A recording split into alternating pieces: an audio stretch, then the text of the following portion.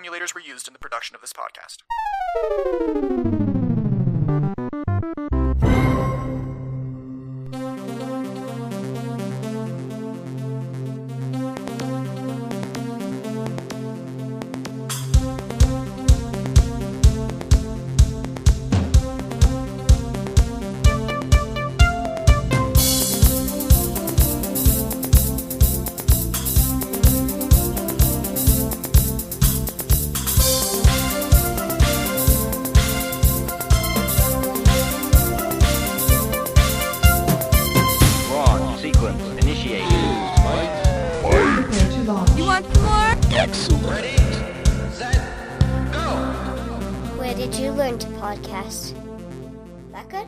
That's awesome, sweetie. Thank you. Welcome to the Atari Jaguar Game by Game podcast, where we take a close look at Atari's last home video game console and its library, one game at a time. Whether you're a Jaguar collector, have never picked up a Jaguar controller, or really don't care to, I'm glad you're here. I am one doomed space marine. You can call me Shinto, and in this episode we're staring down evil over the barrel of a BFG with part number J9029, Doom.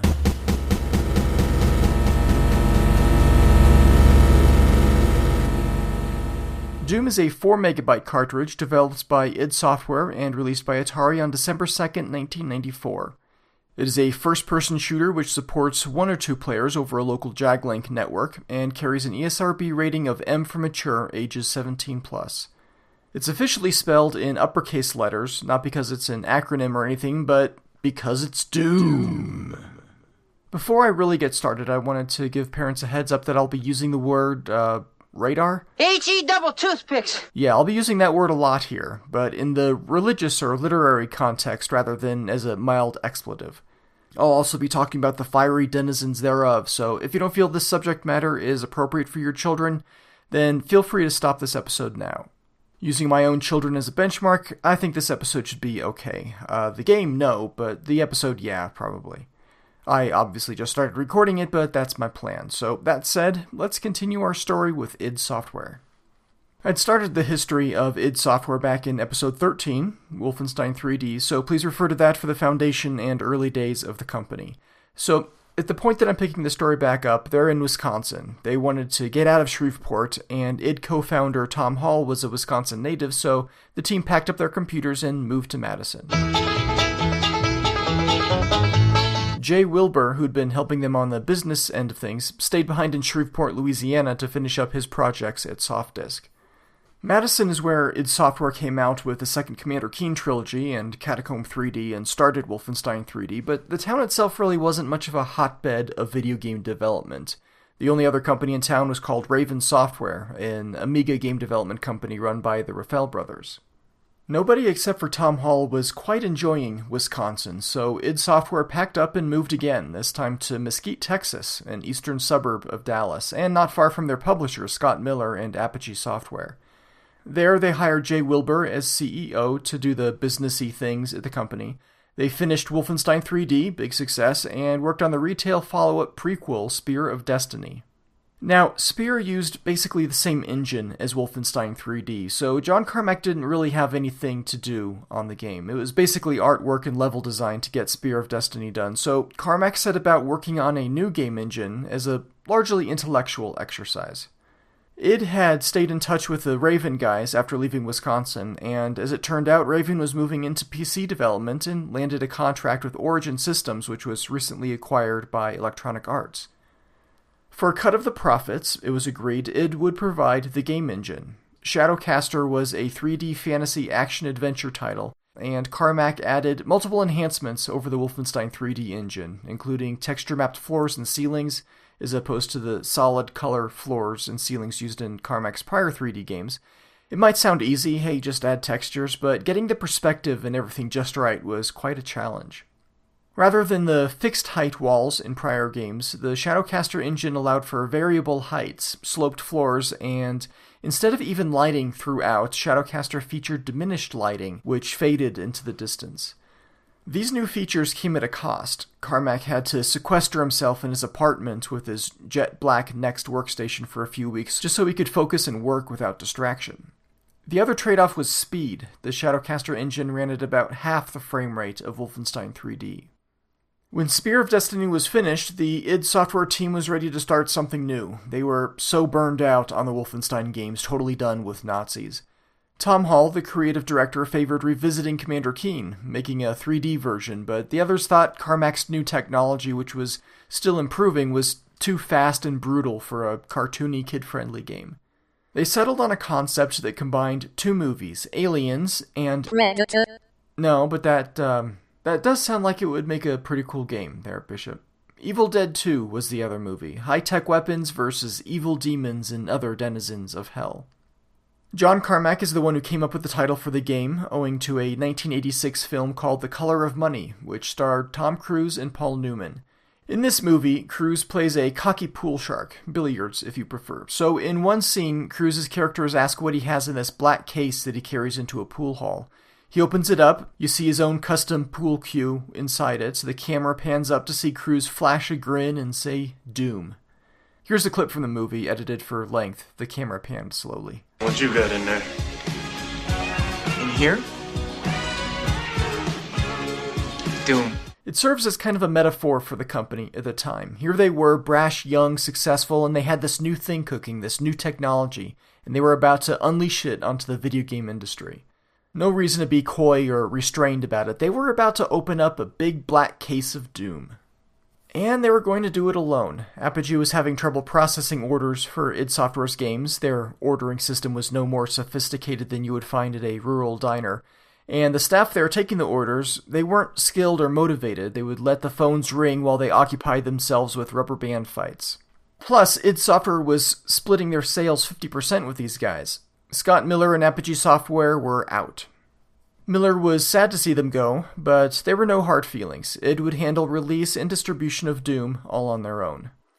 In addition to the features of the Shadowcaster engine, Carmack added dynamic lighting at Romero's suggestion, so the lights could flicker and go out based on an action in the game. This was the synergy between the two Johns. Carmack would develop the technology, Romero would immediately see how it could be used in a game, test it out right there, and offer suggestions for other features. Lead artist Adrian Carmack was also hitting his stride. The concept of Doom, its grotesque monsters, its high level of graphic violence, and its dark and twisted depictions of gore, it all really fit in with his preferred art style. He and fellow artist Kevin Cloud were having fun populating this world and used digitized models as a rough basis for many of the assets. The player's arms you see in the game, in fact, belong to Kevin. The only id Software co-founder who wasn't really enthusiastic about the project was Tom Hall.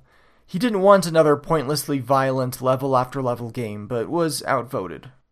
He was the creative director after all, it was his job, so he came up with a backstory and game elements compiled in what he called the Doom Bible, but almost all of that was scrapped. The others didn't want an elaborate story in the game, they wanted a fast-paced, destroy-everything blastathon. Hall created levels that were convincing and elaborate analogs of real military installations, but his general design was too blocky and simple and didn't really use the new engine's ability to create an environment out of arbitrary geometry. And the detail that he added, the office chairs, filing cabinets, it would slow down the engine, so these levels were heavily modified or simply dropped. In the summer of 1993, the rest of the guys asked for Hall's resignation. After the initial shock, he realized that, he wasn't, in fact, making the games that he wanted to be making there at id. He wasn't happy with the simplified gameplay mechanics that the others were going for. He wanted more story behind the shooting or whatever, so he left id Software to work for Apogee. Hall worked on such games as Duke Nukem 2, Rise of the Triad, and Terminal Velocity. 9 of the levels Hall initially designed did end up in Doom, one in Doom 2, and some of his Doom Bible concepts were eventually used by later games. Also, you can probably thank him for teleporters and flying enemies, both of which required heavy lobbying for inclusion in the original Doom. So, Doom development continued without one of the founding members of id Software, and a developer named Sandy Peterson was brought in to take over game design. Carmack completely rewrote the central algorithm for the game's engine, which added 2 months to the development time, but also added a significant speed boost. In November of 1993, about a month before the game's release, he added support for network multiplayer, something initially promised in the press release 11 months prior, and I get the impression it was largely forgotten by the rest of the team in the interim. Networking was done over an IPX network, like Novell NetWare, and would support up to 4 players in both cooperative and competitive modes, the latter of which Romero dubbed Deathmatch. Romero knew that this was going to be big, networked competitive multiplayer, bigger than Wolfenstein 3D, bigger even than the 2D horizontal scrolling engine that led to the founding of id Software to begin with. December rolls around, the game is getting close to release, and people are clamoring for it. Usenet was filled with people asking, when is Doom coming out? Where can I get Doom? A guy named Eli Bingham posted a call-out to id Software saying that they should have made the name of the game longer or less cool-sounding to try to quell all of these annoying posts. He suggested something like, smashing pumpkins into small piles of putrid debris. And the internet, being what it is, even back in 1993, led to game descriptions, discussions, and an FAQ about this fictional game. Skipping ahead to August of 1994, the game was no longer fictional.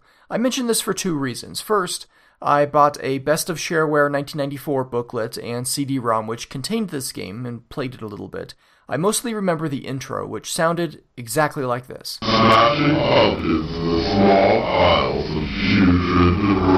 And the other reason was that id Software took notice of this comment, and while they didn't heed Bingham's advice and make the name of their next game longer and less cool sounding, it was actually only 1 letter longer and sounded just as cool, they did use the name of this once fictional game in a cheat code. Cheat codes in the DOS version of Doom start by typing the letters ID, as in IDDQD for God mode and IDKFA for Very Happy Ammo mode.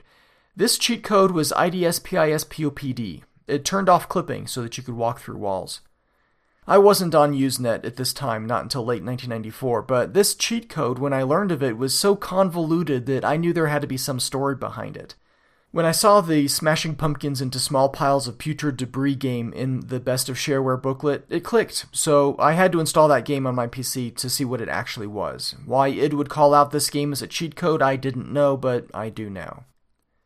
One more corollary here, and this I didn't learn about until researching this episode, was that the actual band, Smashing Pumpkins, included a sound clip from Doom in one of their songs, Where Boys Fear to Tread, off of Melancholy and the Infinite Sadness. I own this CD, well, 2 CDs, I think it was mandatory for every American teenager in 1995, and I've listened to that song straight through twice, but I couldn't pick up on that sound. Maybe it's too low in the mix. Sorry, I wanted to include it here. December 10th, 1993, Doom was released, only it wasn't quite that orderly. They announced ahead of time when and where the first public release would be found, which was on a University of Wisconsin Parkside FTP server. People were logged in waiting, the maximum number of people the server would allow, so Jay Wilbur couldn't actually log in to upload the game. Eventually, they gave the logged-in users a choice. Get out now so that we could get the game uploaded, or sit there and wait. And just like that, Doom was loose.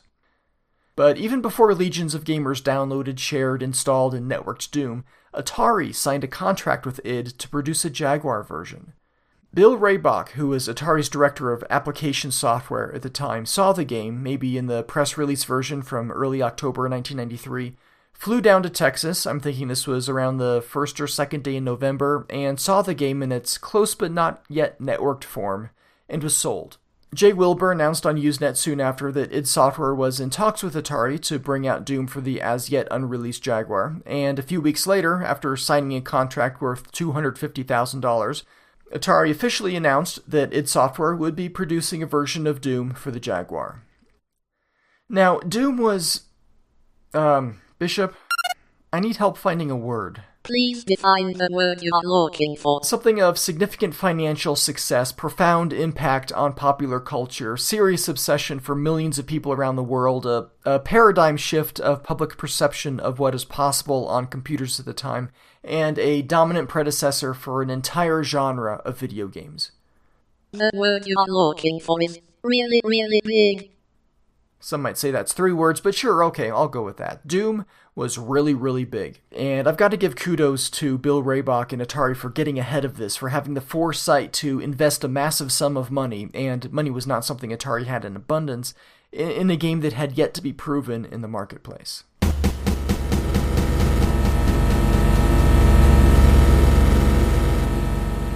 John Carmack set to work and was excited about this gig. He said in an interview with Edge magazine that he honestly thinks the Jaguar was the best designed video game hardware around at the time. He especially liked the flexibility of the system's architecture and the 16-bit CRY color space. He did note some problems with the design. The RISC processors can only execute a few kilobytes of code at one time, some features of the blitter seem to be the wrong way around, and the Achilles heel of the system was the Motorola 68000 CPU. This is something he reiterated 6 years later in a post on the community website Slashdot, news for nerds, stuff that matters. He said that developers could either take it easy and run everything on the 68K, or sweat over lots of overlaid parallel assembly chunks on the RISC processors. If you're wondering why Carmack was posting about the Jaguar on a popular news website for nerds in the year 2000, thank Bill Kendrick of the Atari XEGS Cart by Cart podcast. He started the topic, a post about the release of Battlesphere. This also came up in episode 2, the Cybermorph episode, I'm pretty sure. There were ports of Doom to other video game consoles, but the Jaguar was the first. Almost all others were based on the Jaguar version. This includes the Sega 32X, the 3DO, the Game Boy Advance, and the Sony PlayStation. The Saturn version is derived from the PlayStation, so I guess its lineage traces back to the Jaguar as well. The Super Nintendo version does not. It has a custom engine, and Doom 64 on the Nintendo 64 was also quite different. I'll be getting into all these different ports a little later in the show. id Software handled the 32X port and licensed out the others. Carmack didn't have many nice things to say about the 3DO in general, and the censorship experience with Wolfenstein 3D made him swear off Nintendo. Jaguar Doom has many concessions over the PC version. The level geometry is simpler, some levels have entire sections removed, and there's less texture variety within a level. This makes sense. The minimum memory requirements for the PC was 4 megabytes. Even then on the PC I experienced quite a bit of slowdown, and the Jaguar only had 2 megabytes of memory to work with, so of course the levels would be simplified. There were no crushing ceilings in the Jaguar Doom or its descendants. A couple power-ups were missing, the blur and light amplification artifacts. There are 3 fewer enemies. The Spectre Demon and 2 of the bosses were cut, Cyber Demon and Spider Mastermind. These may have been cut due to limits in cartridge space. Those enemies are large and have lots of frames of animation. There are no on-screen messages when you pick something up, and there is no level time recorded and displayed before the next level. The thing that you'll hear most often when someone mentions Jaguar Doom, it'll probably be in the same sentence, is that there's no background music during gameplay. Why is that? It's not due to cartridge space, MIDI files are quite small, but you do have to have the wavetable in the code to use it. In fact, the Jaguar version has 10 songs included on the cartridge, not including the opening bit that you hear when you first turn on the game. And they sound quite good, more on that later, but you don't hear it while playing, just in the intermission screens. Bill Raybach, who had since been promoted to Vice President of Software Business Development. Good work securing Doom for the Jaguar, Bill. Thanks, Sam. And was serving as producer for Doom, said that this was an artistic decision on behalf of John Carmack to use all available voices for the digitized sound effects rather than use some of them up to play the music. This sort of makes sense, but I think there's more to it than that. Carmack did not work on the music engine for Jaguar Doom. That work went to Dave Taylor, who wrote the MIDI playback system from scratch. Taylor also worked on other aspects of the Jaguar port, status bar and menus, I believe, but unlike Carmack, Taylor hated the Jaguar's architecture. It was his first experience porting a game to a console, and it made a terrible impression on him. He worked crazy hard in an attempt to keep up with Carmack, even crashing under his desk in the office rather than going home to sleep.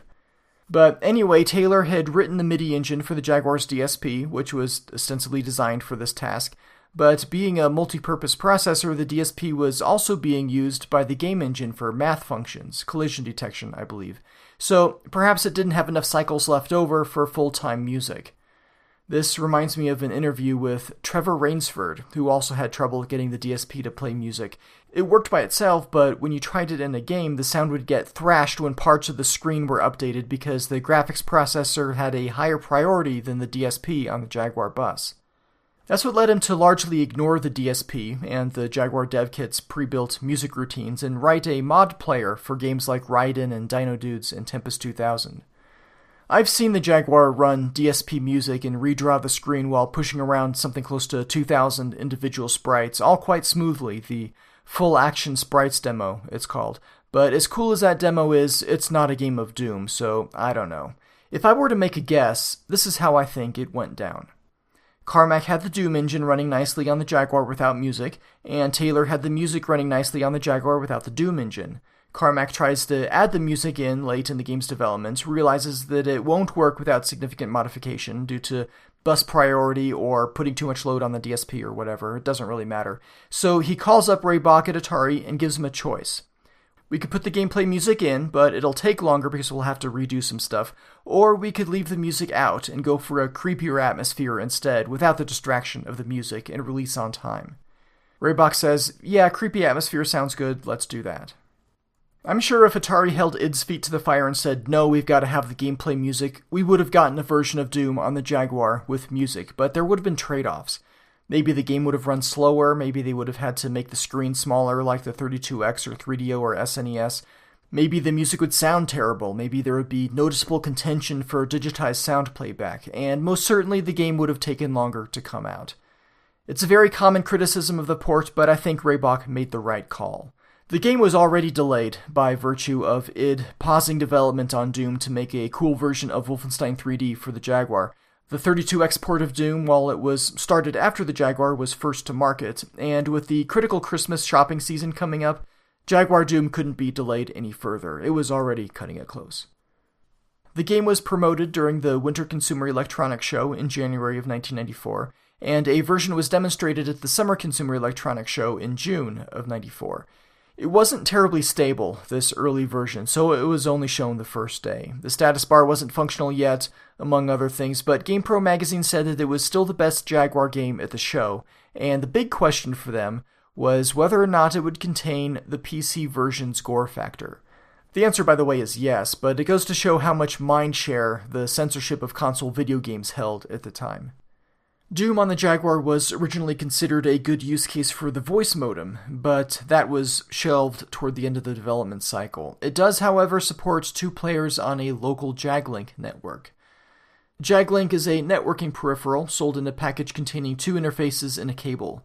The interfaces plug into the 12-pin DSP Edge connector on the back of the Jaguar, next to the 24-pin audio-video connector. The JagLink interface has a molded plug on one end, a rectangular box on the other, connected by a 9cm cable. The rectangular box measures roughly 3.5 by 2.5 by 5 centimeters, and on the top of it is printed in red letters JagLink Interface with the Atari name and logo in the bottom right corner. The letters Jag are identical to the Jaguar logo, and the letters Link are done in a similar style, with claw marks extending from the K much like they do from the R in the Jaguar logo. These interfaces were, I believe, all manufactured in China, at least mine are. The cable that you run between the JagLink interfaces uses an RJ11 connector, like a phone jack. But you can't use just any old phone cable, the wires are reversed on one end, cross-linked, like a null modem adapter. The cable that was part of the JagLink interface package was 15 feet long. 15 feet, I use centimeters for the interface dimensions and feet for the cable, that's not consistent. So that's about 4.5 meters? It's said to work over distances as great as 300 feet, or 90-something meters, but I personally haven't tried using anything but the official cable. Regardless of the cable length, networking Doom on the Jaguar can be unreliable, causing network errors that start players over from the beginning of the level. There have been a few reasons for this floated out there. First of all, the JagLink interface was not actually released until October 1995, well after Doom.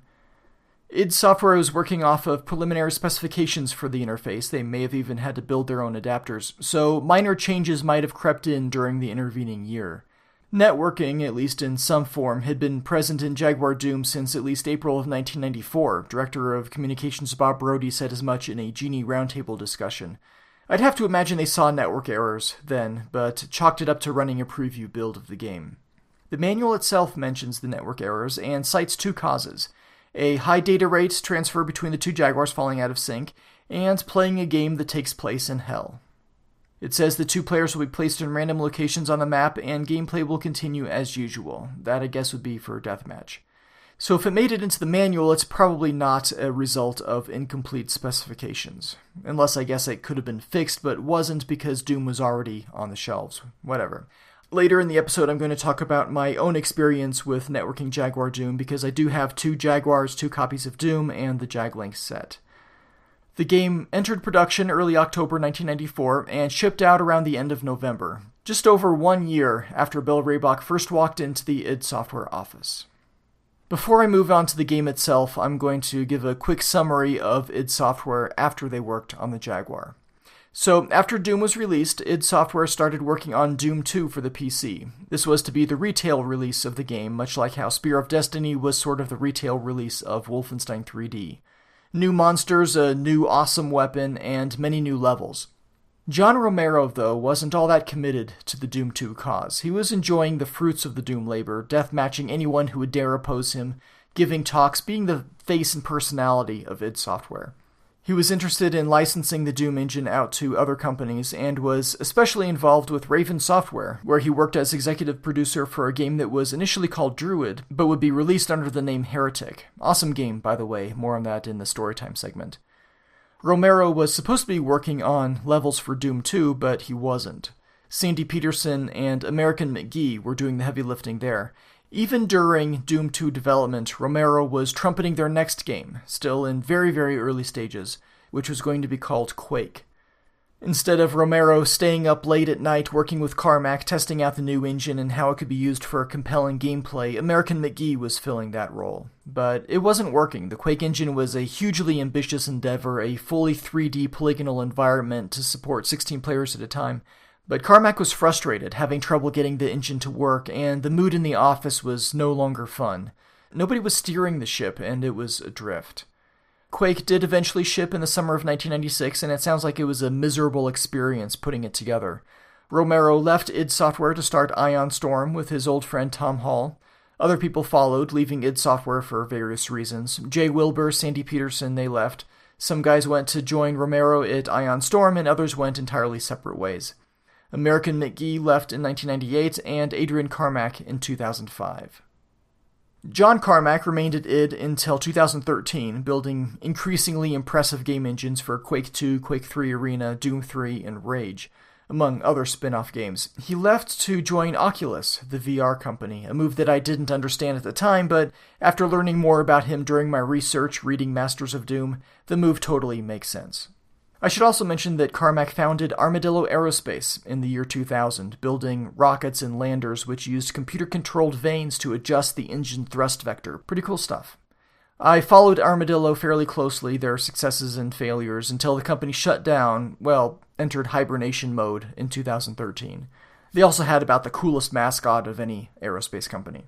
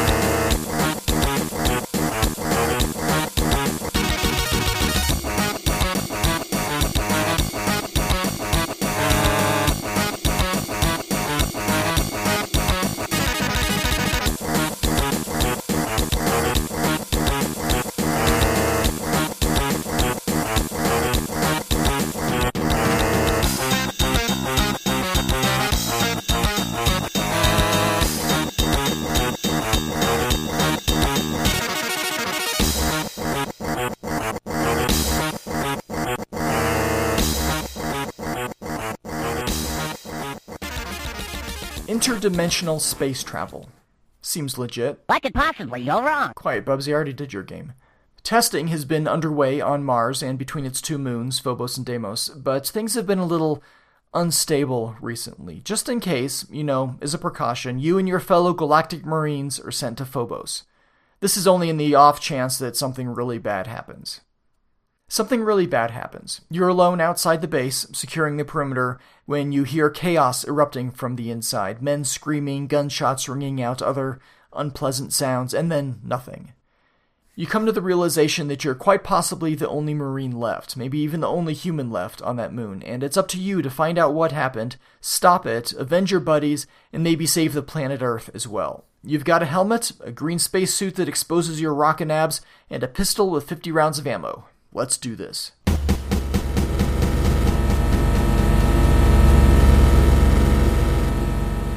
In Doom, it's you against all the denizens of hell in 23 dark and twisted levels.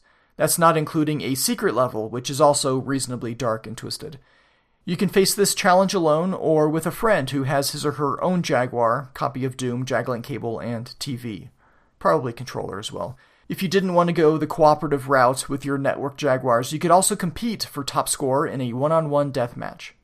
You can choose between one of 5 different difficulty levels. From easiest to hardest, they are I'm a Wimp, Not Too Rough, Hurt Me Plenty, Ultraviolence, and Nightmare.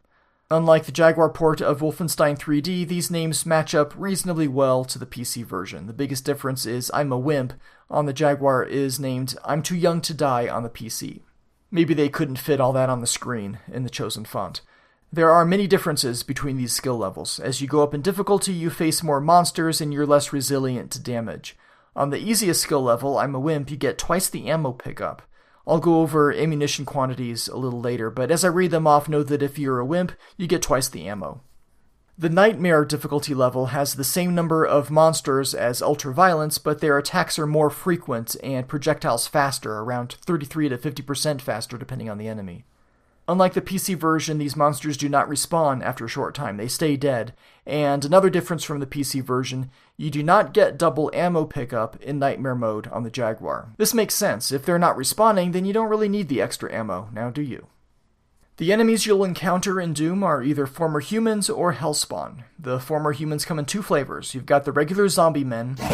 They are armed with rifles and once activated will move toward you, pausing to shoot. They're not very good shots, so they'll probably miss from a long distance. They have 20 hit points. I'll be reading off the hit points per enemy and points of damage inflicted per weapon so you can get a feel for how many shots of whatever kind of ammo it takes to defeat a monster. These numbers come from the Doom Wiki at doom.wikia.com. Is that zombie still around? That's better. Stepping up from the zombie men are the sergeants, or shotgun guys. Why are they called shotgun guys? Because they always want to ride in the front passenger seat of your car. Also, they carry shotguns. And, well, shoot at you with them. Their shotguns aren't as good as yours, having fewer and weaker pellets. They have 50% more hit points than the zombie men, so 30 hit points total. The first non-human enemy you'll encounter is the Imp.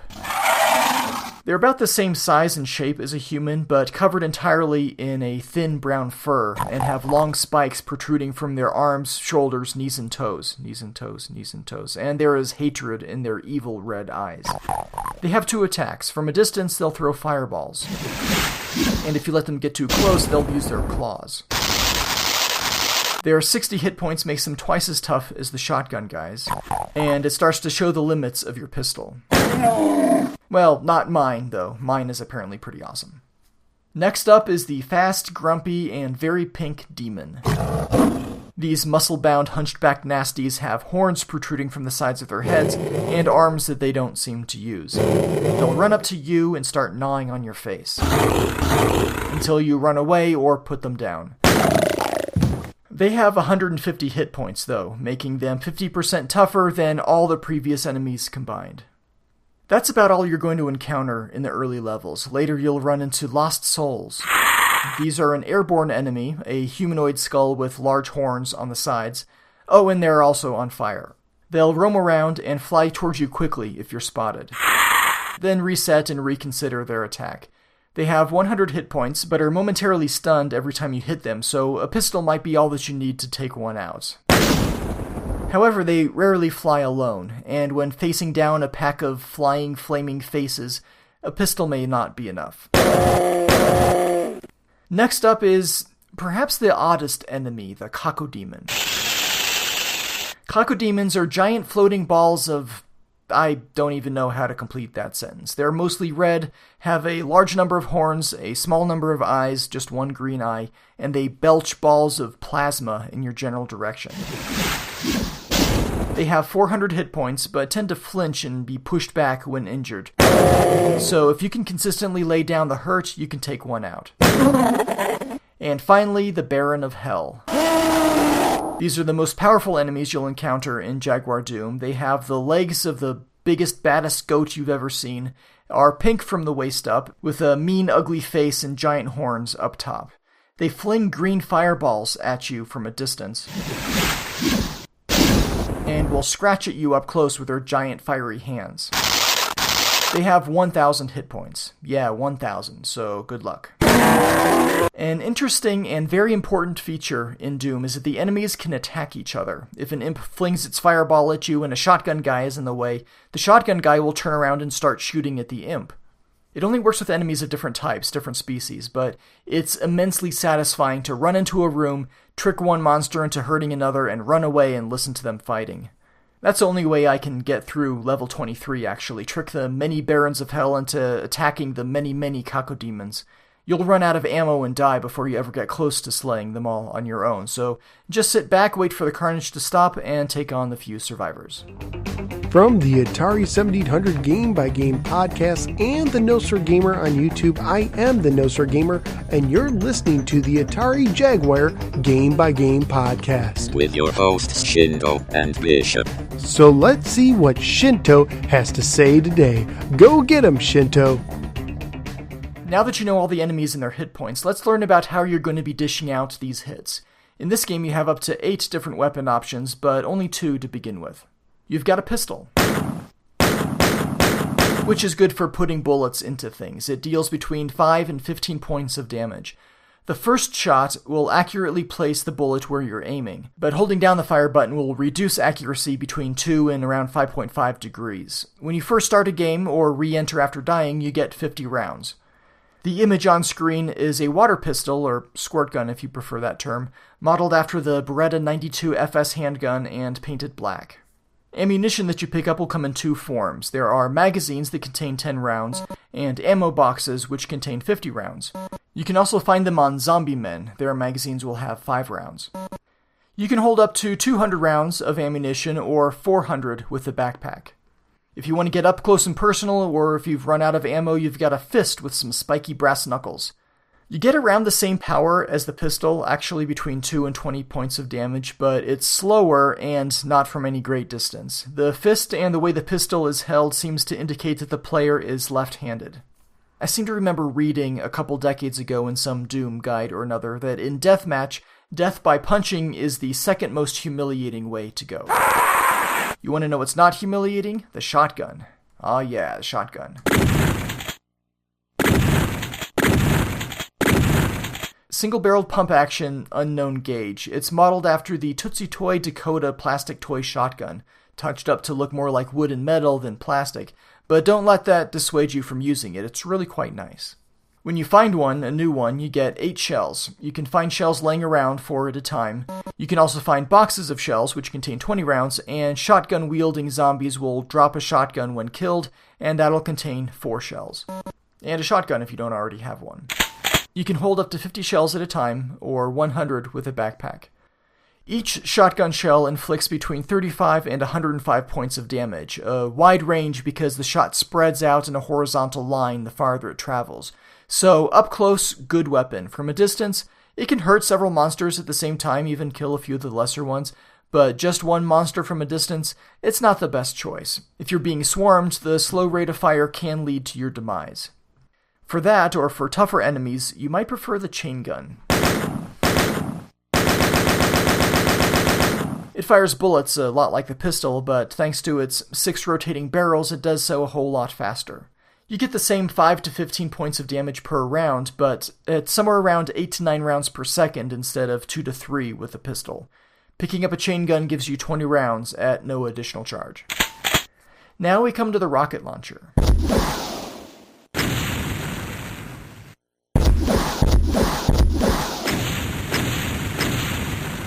The rocket launcher has great accuracy at a distance. Well, probably right up close too, but you might not live to appreciate it, because rockets have what's known as splash damage, a blast radius around impact that causes a decreasing amount of damage with distance. The impact itself deals damage as well, and the total number of damage points for a rocket is between 148 and 288. It fires at about 1.75 rounds per second, and you get 2 rockets to start when you pick up a launcher. You can find rockets individually laying around the levels, or rather standing up on end in the levels. They also come in large crates, 10 rockets per crate. You can hold up to 50 rockets or 100 with a backpack. Okay, plasma rifle, now we're cooking.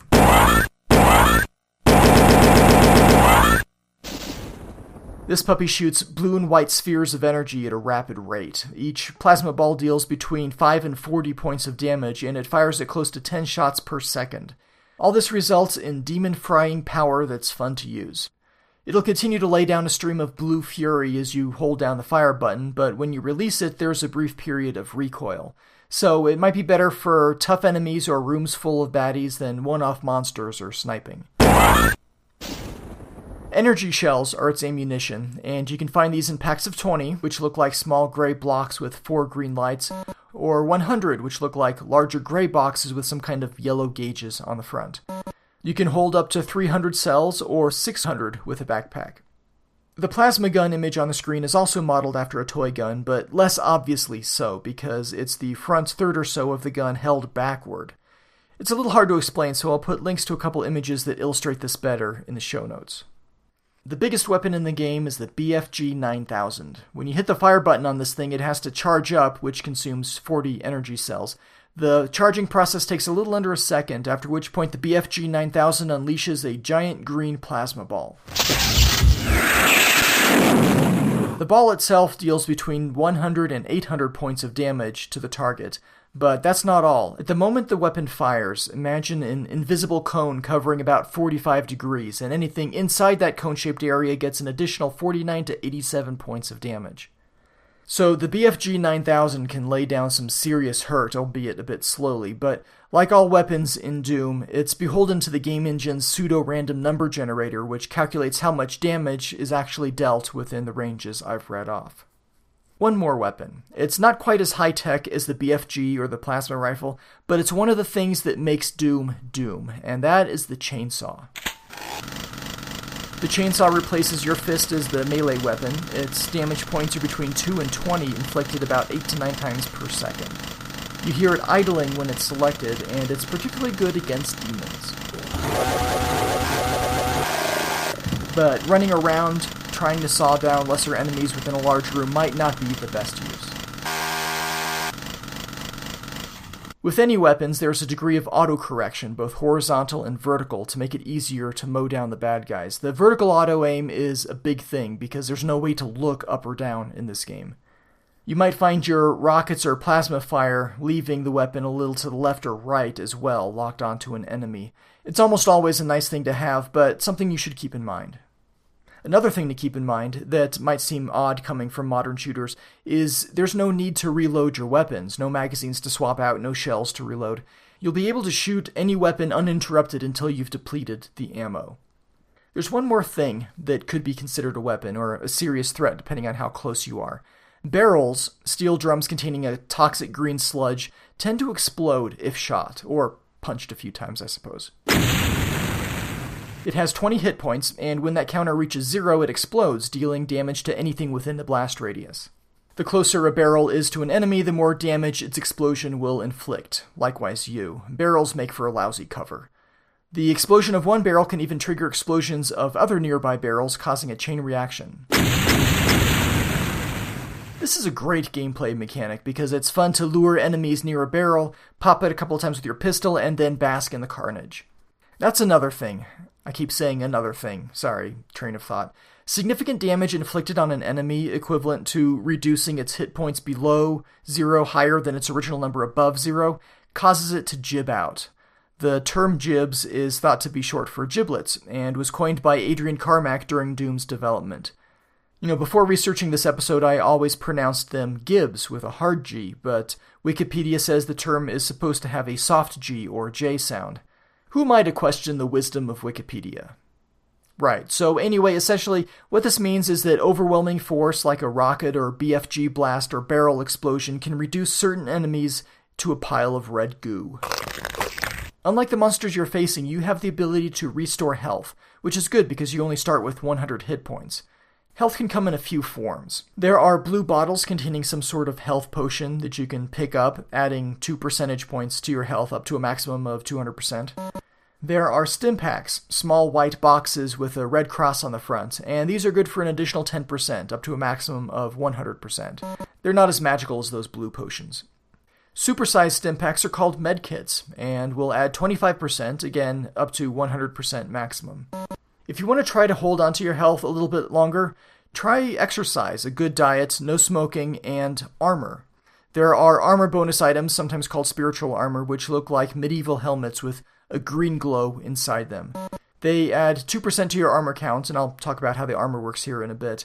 There is green armor. It looks like a chest plate and is sometimes called security armor. It'll set your armor count to 100%, but no more. You can't pick it up if you're already at or above 100% for armor. And there is mega armor, also called combat armor. It's like the green armor, but a whole lot bluer, and not green at all. It'll set your armor rating to 200%. Now, how does armor work? Basically, it reduces your hit point loss by 1/3 until depleted. Until what is depleted, health or armor? Either way.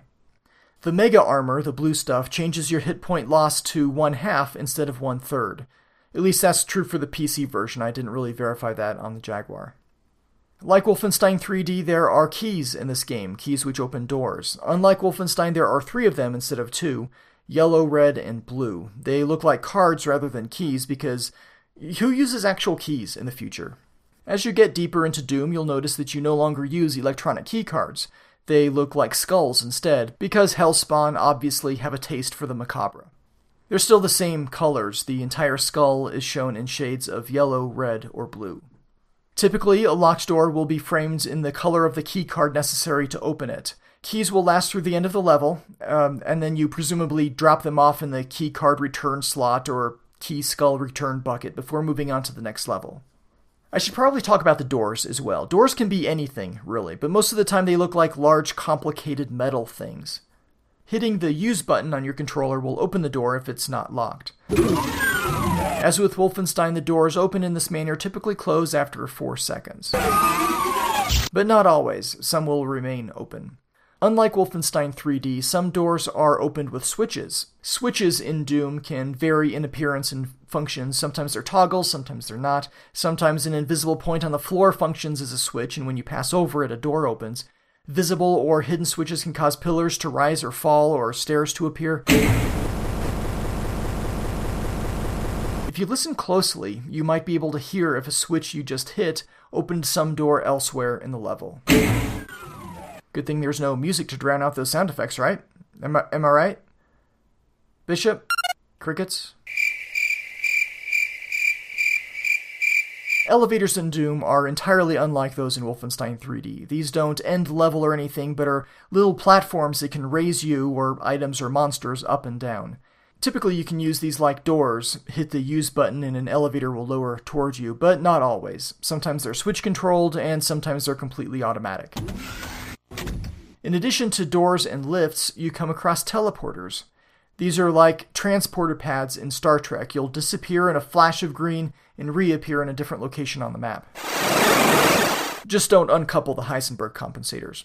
Doom teleporters lead to the #1 most humiliating way to be killed in the game, according to some guide or document I read in 1994.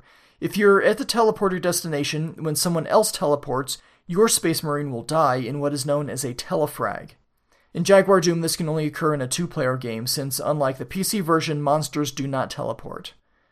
Well, I guess monsters are generally not capable of telefragging on PC Doom either. Teleporters, regular doors, locked doors, switch control doors, that's not all. There are secret doors as well.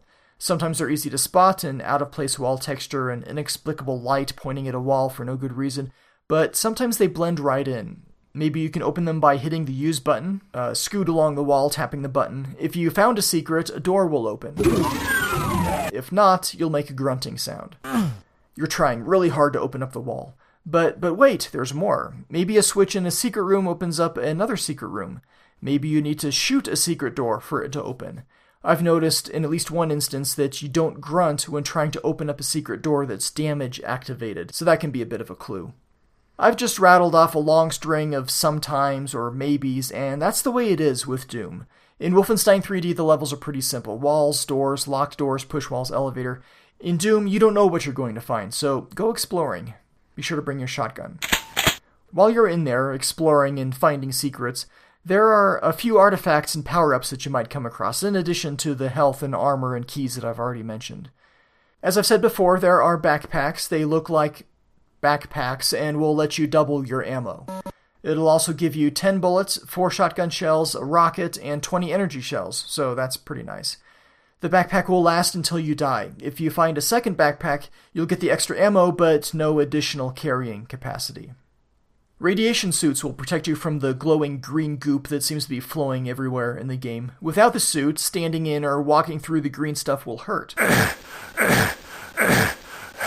But with the suit, you get about a minute's worth of protection from it. Picking up another suit does not give you another minute, but merely resets the timer. While the suit is working, it'll turn your view green. Everything takes on a green tint, and it'll flash back to the normal colors for the last 5 seconds of the power-up. You can find what look like computer monitors, the CRT kind, not the LCD flat screens we use now. This is the computer map. It will completely fill out your auto map for the current level. Anything that you haven't seen so far will have a bluish-gray shading to it, which is good for getting unlost or finding secrets. I'll talk more about the auto map a little later. It's pretty neat.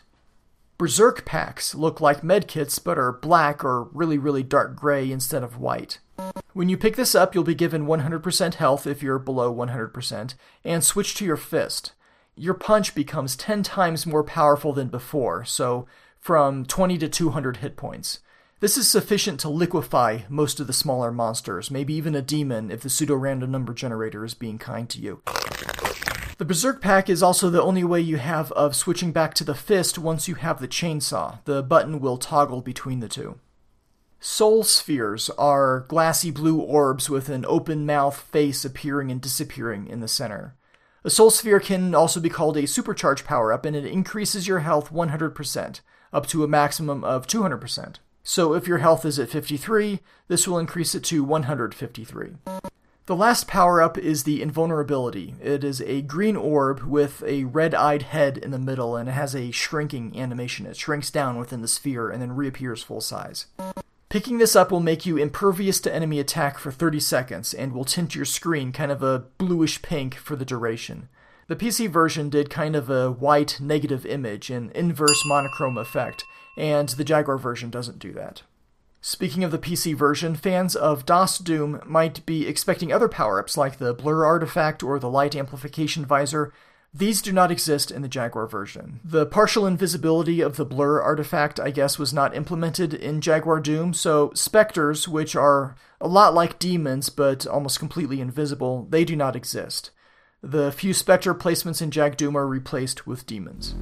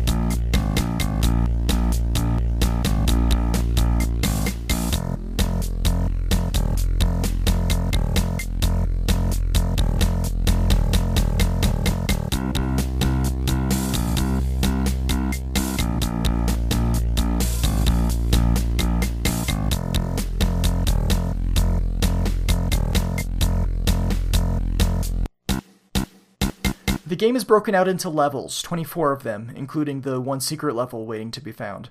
You generally start, work your way to the exit, and flip the switch. It's not always a switch, it could be a teleporter or something else, but typically you'll see an exit sign, clearly labeled in the event of an emergency.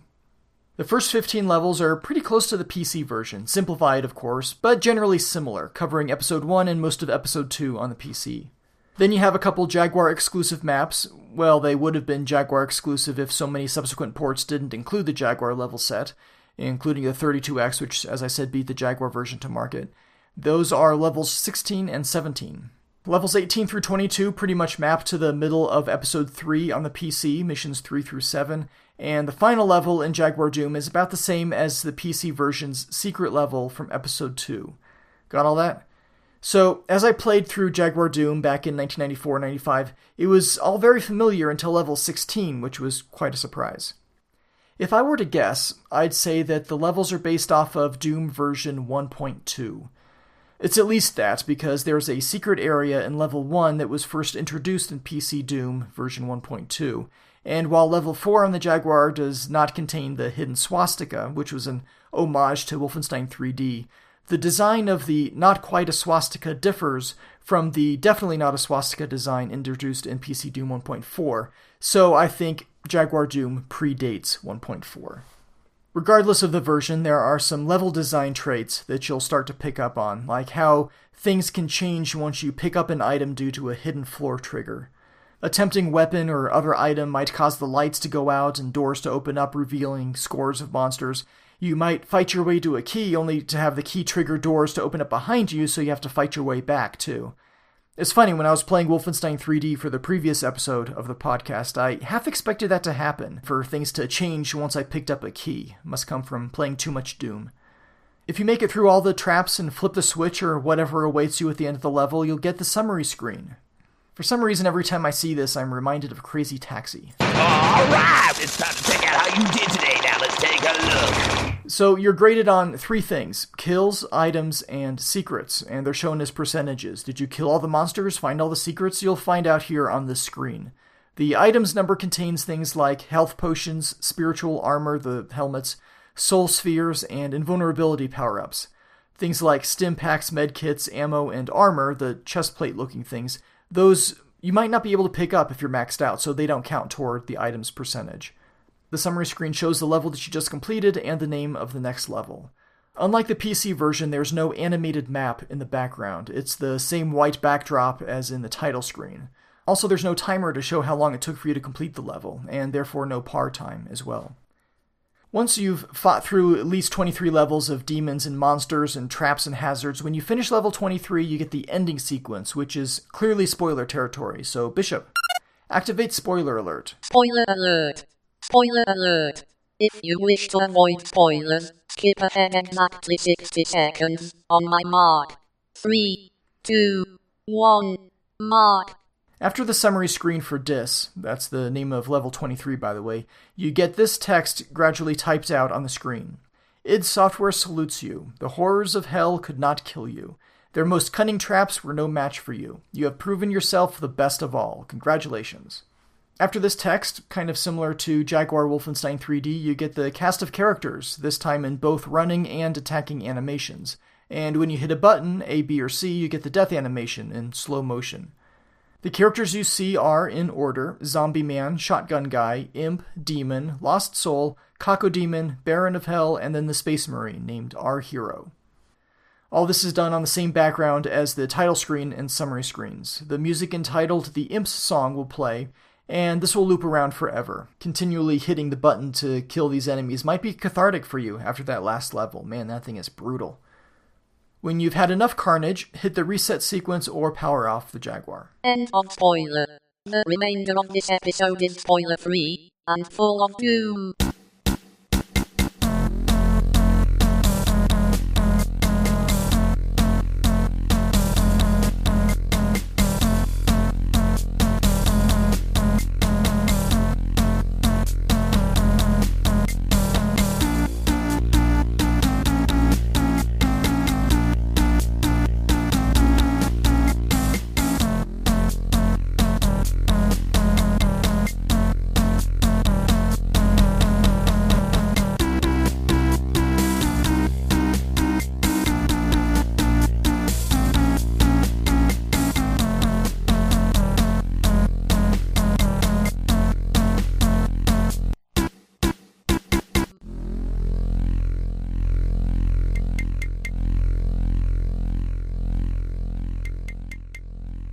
As I mentioned before, Jaguar Doom supports 1 or 2 players over a JagLink network. Each player must have their own Jaguar, controller, copy of the game, TV, JagLink adapter, and all the necessary cabling.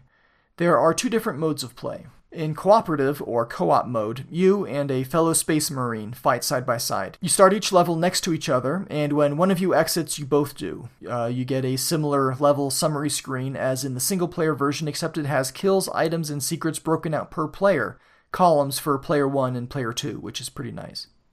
Even though it's a cooperative endeavor, you need to watch out for friendly fire, or it might not end up being so cooperative after all.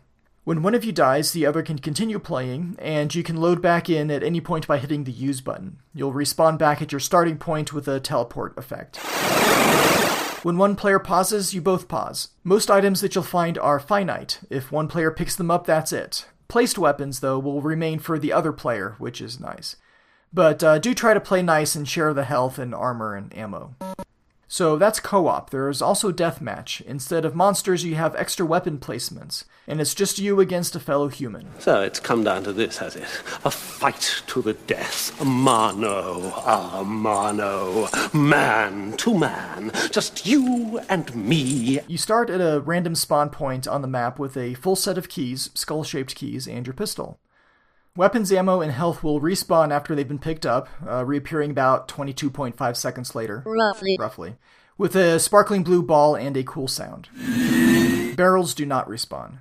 Defeating your enemy is called a frag, and your frag count and his frag count are shown in the status bar. The number will flash briefly when it changes. Be warned that suicide is penalized. Standing in radioactive slime or exploding a barrel in your face, if it kills you, you lose a frag. You will not, however, go into negative numbers. The level ends when someone hits the exit, at which point you'll see a screen like a summary screen listing your frags on top and his frags at the bottom. So it's either assuming your opponent is male, or maybe it's just role-playing the part of a male Marine. Moving to the next level, you retain the weapons, ammo, health, and armor that you had at the end of the previous level. Unlike Doom on the PC, both Marines have the same color uniform, both green. You may be surprised to see that the attacking animation is the same no matter what weapon the other player is wielding. Even if you're punching, it looks like they're firing a rifle with the muzzle flare and everything. PC Doom was like this as well. So, like asteroids with giant space worms living inside, Jaguar Doom over the network is not entirely stable. Not entirely stable. I'm glad you're here to tell us these things. Chewie, take the podcaster in the back and plug him into the hyperdrive. While researching this episode, I tried various networking scenarios. I only have 2 Jaguars and 1 JagLink cable set, so I wasn't able to see if different consoles or hardware behave differently. So, I was playing level 23 in co-op by myself. Yes, I know that's sad. But when I finished the level and went to the ending sequence, which is the same no matter what type of game you're playing, I was hitting the buttons on one Jaguar to fast forward through it. It encountered a network error and reset the game back at level 23 with the music playing instead of sound effects. Then it crashed and wouldn't recover. This is listed as a cheat on Atari Age, music instead of sound effects during gameplay, and I've been able to pull it off a couple times in Deathmatch, but generally found it too unstable to use reliably. When it crashes, it'll say network error on the screen, and the level will reload. That means you'll start again from the beginning with your basic weapon and 50 bullets. This really isn't a big deal in deathmatch mode, but can be seriously frustrating in co-op. You've made your way through most of the level, enjoying the backpack and weapons you picked up in the previous one, and then poof, you're back at the beginning with only a pistol. In my testing, network errors were entirely unpredictable. Sometimes it would work just fine for 20 minutes, and sometimes 20 seconds. Sometimes I could be moving all over, sometimes standing still. It's no wonder they weren't able to track down any bug that might be causing this before shipping the game, if it even could be addressed by software. I know I was able to mess it up so much that both Jaguars needed to be power cycled before I could reestablish a network connection. So maybe it is, like the manual says, interference caused by playing a game that takes place in hell.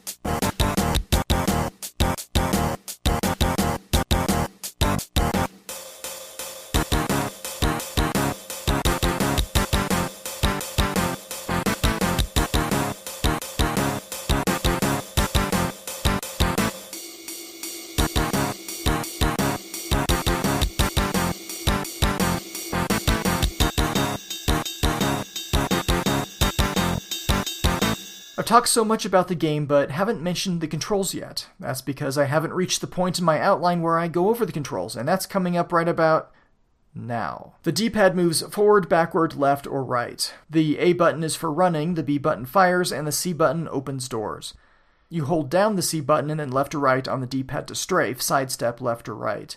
You can adjust these at any time during the game by hitting the option button, and you can cycle through the various button combinations.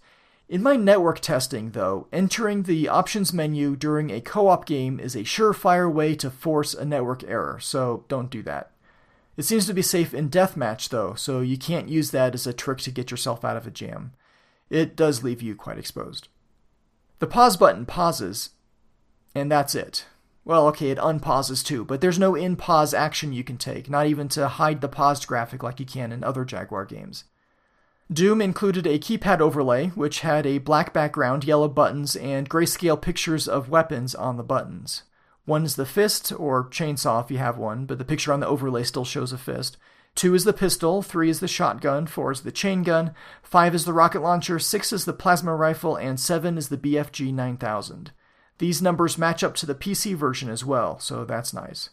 The 9 button is your auto map. It says map on the button, in white with the drop shadow.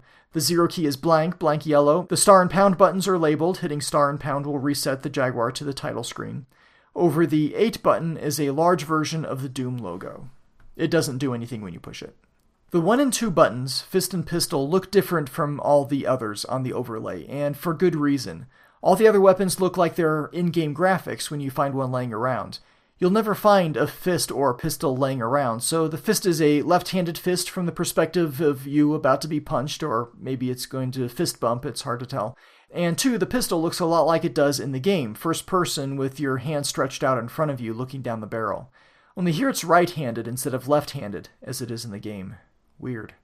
There's no music toggle or anything because there's no in-game music, but I'll make up for that somewhat here by playing the music.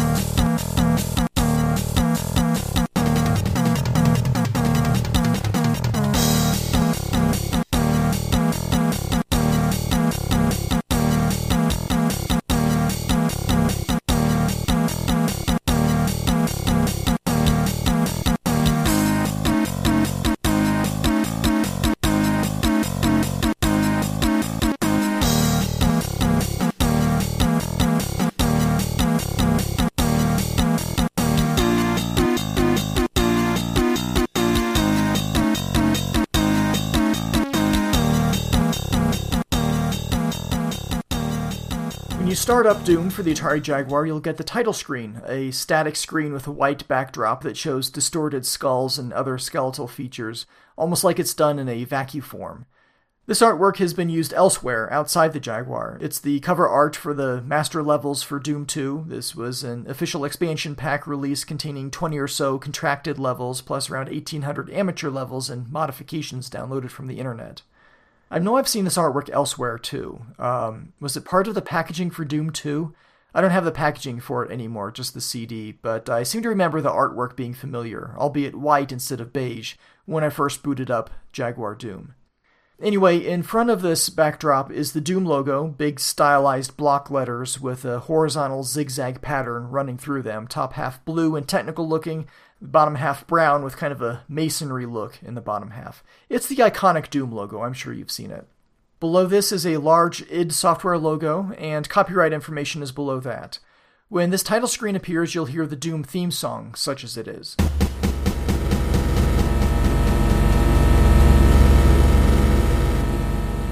It's about the same as the PC version if you have the right sound hardware.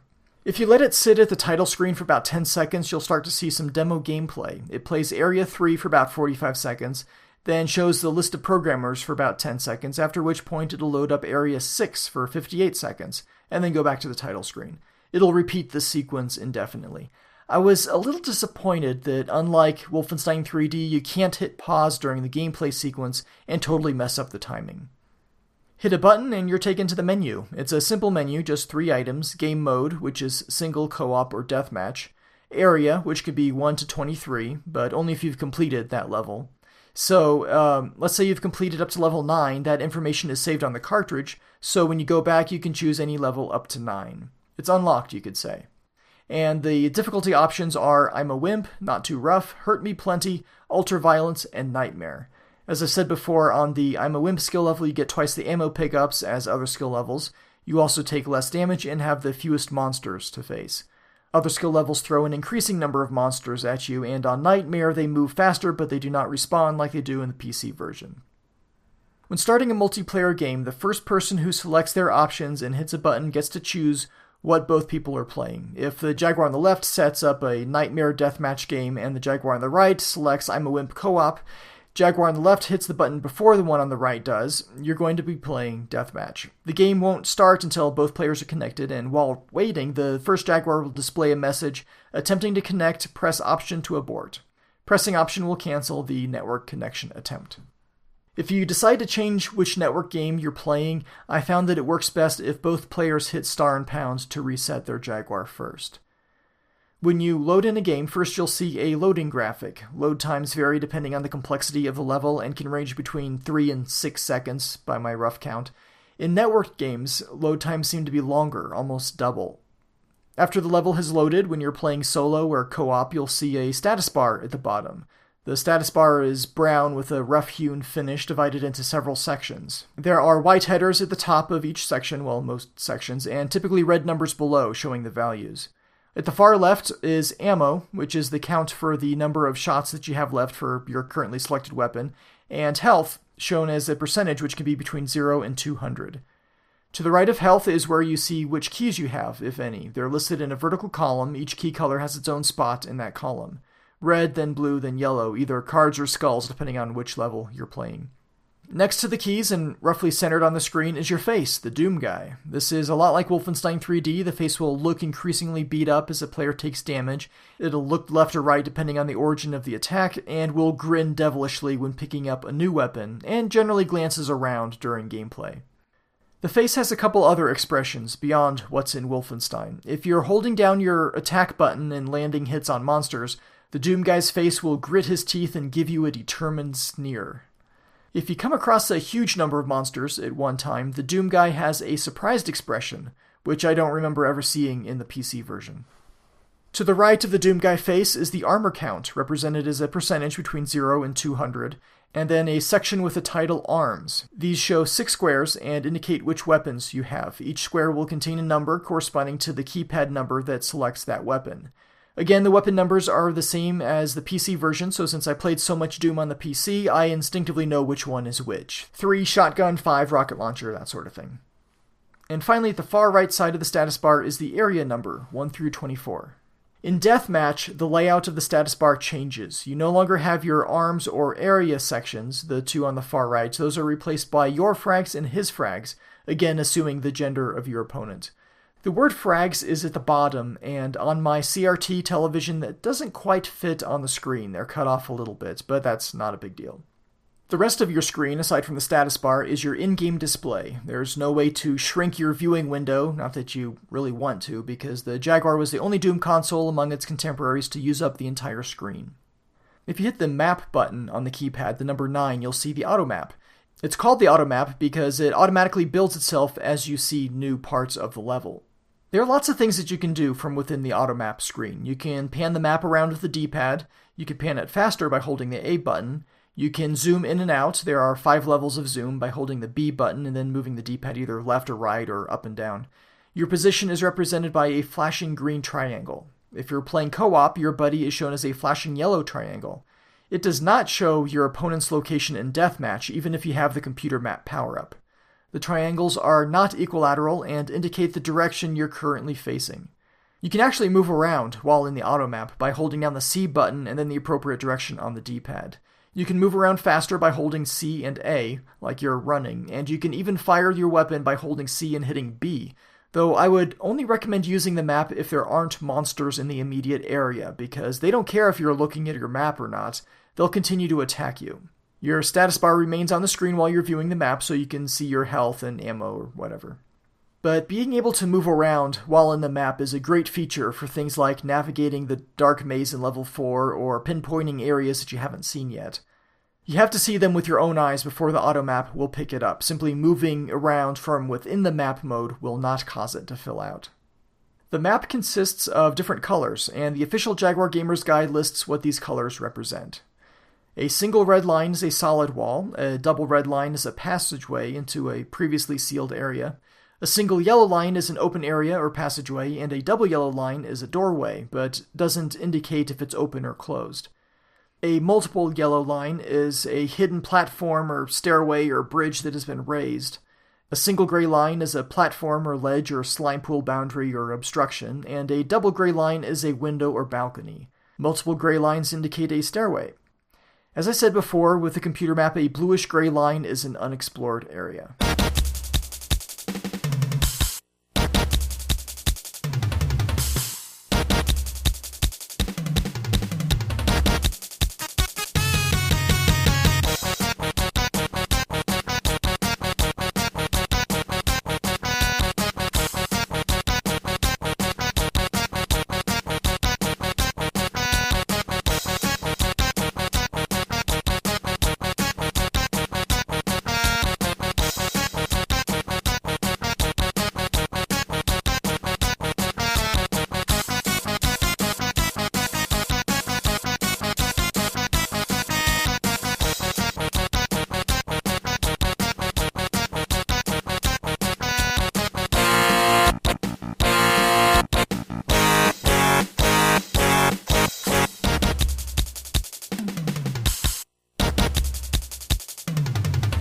Doom on the Jaguar runs at a resolution of 160 by 180 pixels at around 15 frames per second. John Carmack said that if he had rebuilt the game engine from the ground up rather than modifying the PC version's engine to fit, he could have increased those numbers to 256 by 180 pixels at 20 frames per second. Jaguar Doom has significantly more color depth than the PC version, 16-bit color versus 8-bit color. Bits are exponential, so that's a big difference, 65,000 plus colors versus 256 colors. Playing on the original Doom in DOS, you can definitely see lines, barriers between the different shading levels, as the walls or corridors stretch off into the distance. Not so on the Jaguar. It's a very smooth, gradual transition owing to the increased color palette. The monsters have increased color depth as well. Even though the resolution is lower than it is in DOS, the monsters seem to be defined a little better, thanks to the smoother color transitions, the higher available color depth. It's pretty nice. The game world is pseudo-3-dimensional, with 2-dimensional sprites. Imagine if you took a giant Monty Python foot and smooshed down any given Doom level. You could make it all the same height without one floor being under another. You can view monsters from all angles, but only when they're alive. Dead monsters will always look the same no matter from which angle you approach. This is true for any static item, ammo, barrels, whatever. In addition to barrels, there are other less interactive items scattered about, like impaled corpses and flaming torches and cheerful things like that. You can have animation in the textures, not just the static bubbling glow of the slime pools, but textures moving in some direction, in front of or below other textures. Many of the sounds are just like they are on the PC, well, if your PC was equipped with a sound card at least. And that was certainly not a given in 1993 or 1994. They cost around $50 to $80 at the time, these sound cards. This according to some ads I looked up in old Byte magazine issues on archive.org. The first time I played Doom, in fact, was on a computer without a sound card, and this is what it sounded like coming out of the basic computer speaker.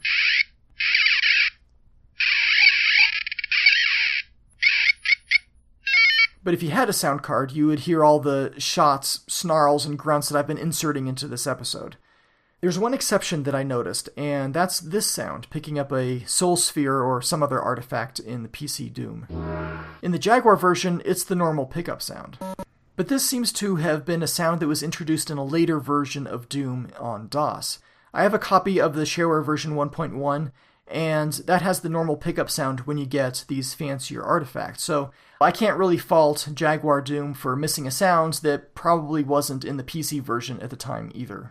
There are at least 2, but possibly 3 separate channels for the digitized sound. You will have some sounds preempt others, like picking up items while your chainsaw is idling.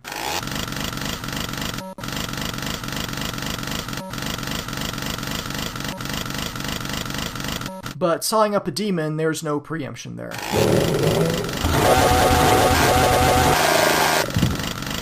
You may or may not notice sound channel contention. It depends how closely you listen. Unlike certain Sound Blaster-equipped PCs, Jaguar Doom is not presented in stereo. There's no stereo separation in sound effects, so you can't tell from which direction the sounds are originating.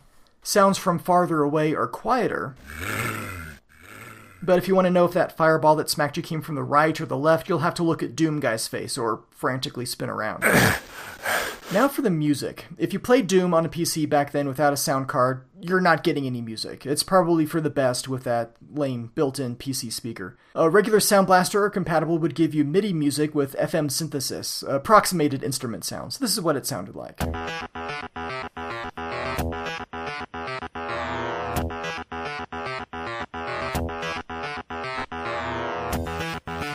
Now, I was writing music at the time, mid-90s, and I wasn't happy with these synthetic-sounding instruments, so I added a Roland wavetable daughter board to my Sound Blaster. It cost about $80, but among other things, it made the music sound like this.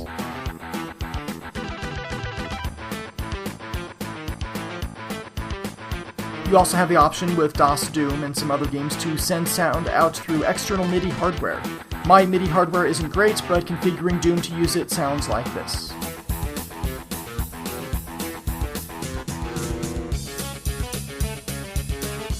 The Jaguar seems to have its own wavetable sample set for its MIDI music, so this is what it sounds like when I cut over to the Jaguar.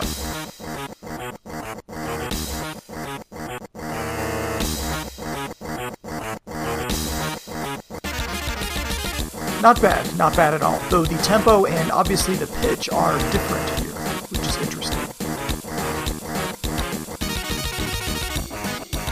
But on the Jaguar, you only hear music during the summary screen. It plays what would otherwise be the song for the next level in the PC version. Up to an extent, of course, as the two diverge.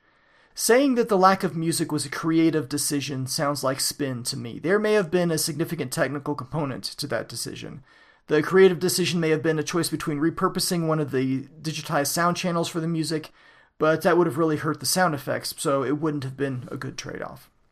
Something that doesn't add up for me is that surely the MIDI engine is the same between Doom and Wolfenstein 3D on the Jaguar. Dave Taylor is credited in both games, and I know he wrote the music engine for Doom, so it would kind of make sense that the same engine is in both games. However, in Wolfenstein 3D, there is stereo separation in the music. You can send events to different sound channels in MIDI, and if the engine is indeed the same, why is it not stereo in Jaguar Doom? It is in DOS Doom, so the source files were in stereo.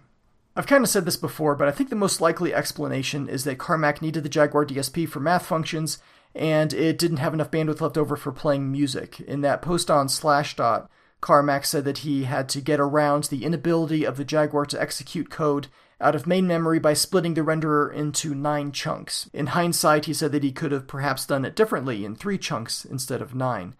I'm guessing that would have sped up the rendering engine and maybe left room for the music? It's impossible to tell. Let's do this though, just for the fun of it. Put on your thing longer, jab the button on the what if machine, and ask, what if everything came together as originally planned and Jaguar Doom had the music? What would that have sounded like?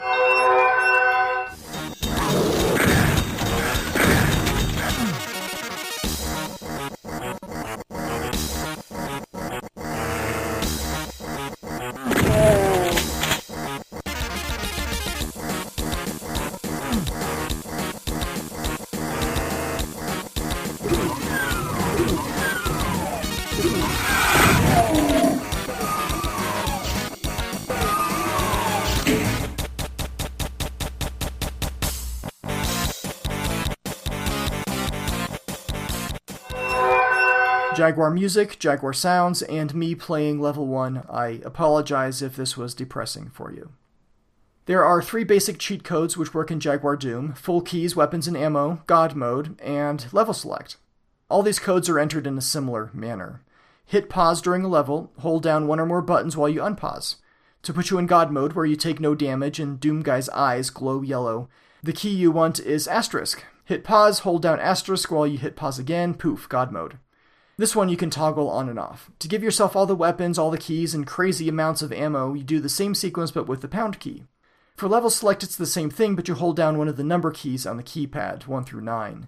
Hold down the A button to add 10 to the level number, and the B button to add 20. So if you want to skip to level 21, pause the game, hold down B and 1, and while you're holding those down, unpause. None of these cheats work in multiplayer gaming, and for a good reason.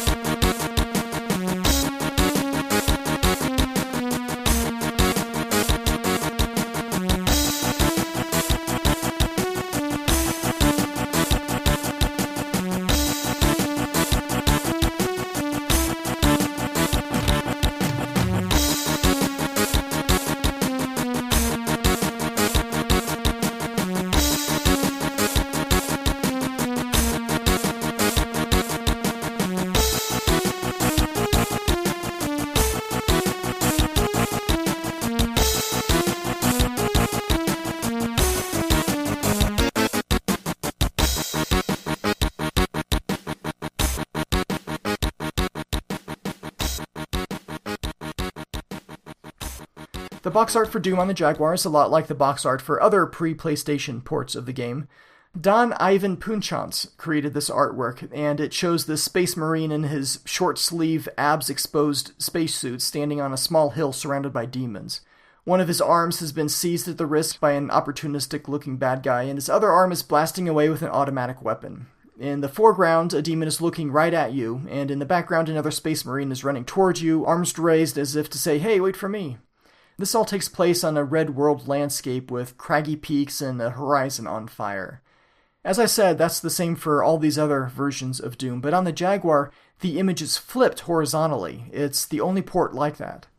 If I were to venture a guess as to why, I'd say that it was so that the demon in the corner, the one looking right at you, wouldn't be covered up by the screenshot which is always in the bottom left corner of the Jaguar box design. That's my guess. The Doom logo is at the top left, and along the left edge are the id Software logo, the Atari logo, and the ESRB rating, M for mature, ages 17+. The screenshot shows a pink demon running towards you while you cycle the action on your shotgun. You have an impossible amount of ammo for the shotgun listed in the status bar, 290 rounds, which I'm pretty sure you can't get without the cheat code. It also says level instead of area on the right side of the status bar, so it's certainly not a screenshot from the final build of the game. There's one more thing that stands out on the front cover, and that's the networking icon. It says network capable 2-player. Around on the back you have 4 more screenshots in clockwise order. This is a chainsaw and approaching imp on level 21, a rocket launcher, cacodemon, and near miss from an explosion on level 15, chain gunning 2 barons of hell on level 8, and a couple demons on level 18. One of the demons is attacking a lost soul. Take that, 32X. The back of the box includes text in English, German, and French, which reads, "It's a bloodbath in hell." From outside the base, you hear the carnage. Guns firing, men screaming, bones cracking, then silence. Suddenly, you're the last surviving Marine, thrust into a bloody, gore-ridden underworld 50 million miles into the future. It's Doom to the 64th power, with 16-bit true color, advanced lighting effects, and some new parts of hell you'll wish we didn't include in this version. It starts off very similar to a paragraph in the manual, but then goes off in its own direction. Miles into the future, 64th power? I'll just move on to the manual. The manual is a 30-page stapled monochrome booklet, which covers all the basics. It also includes a couple tips, one to use the barrels as weapons, and another to try to lure the enemy into a crossfire. The Jaguar Official Gamer's Guide includes a walkthrough of Doom with screenshots from each level, but unlike their coverage of Wolfenstein 3D, They do not include maps. They do, however, have the breakdown of the auto-map colors, which I referenced before, the list of enemies and weapons, and the cheat codes that I mentioned. There was at least one print ad for Doom, which ran in magazines at the time. It has 3 screenshots, which look more like the PC version and have a mocked-up status bar. The headline reads, "Now there's a place more violent than Earth." There was a television commercial produced and aired, a 30-second spot which shows a stereotypical fire and brimstone sermon, interspersed with footage from the game. Here's the audio. And I say to you, my brothers and sisters, hell is a deep, dark, foul-smelling prison of the damned, filled with fire and brimstone, lost souls and demons. And how do you escape this eternal damnation? You blast the nasty pink demons right between their beady little eyes. Doom for the 64-bit Jaguar. The best Doom ever. This is, I think, my favorite of the Atari Jaguar commercials. I love the actor's delivery of the last line.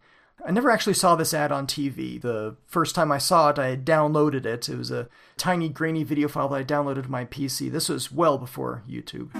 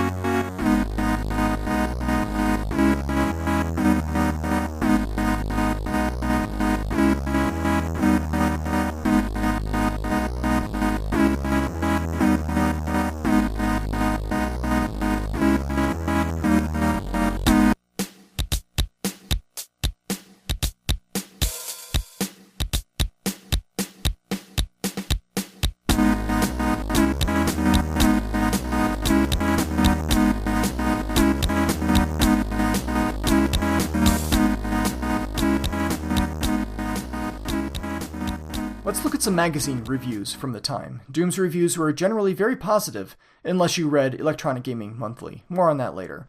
Let's start with GamePro, which rates games in 4 categories on a scale of 1 to 5. They rated graphics 4, sound 4, control 4.5, and fun factor 4.5. Challenge is adjustable. In summary, they say that Doom is the real thing in more ways than one. While this cart was scaled back slightly from the PC original, nothing essential has been left out of this translation of id's classic free-scrolling action game. They give this game a 2-page review. The first page mainly focuses on describing the game and its revolutionary engine.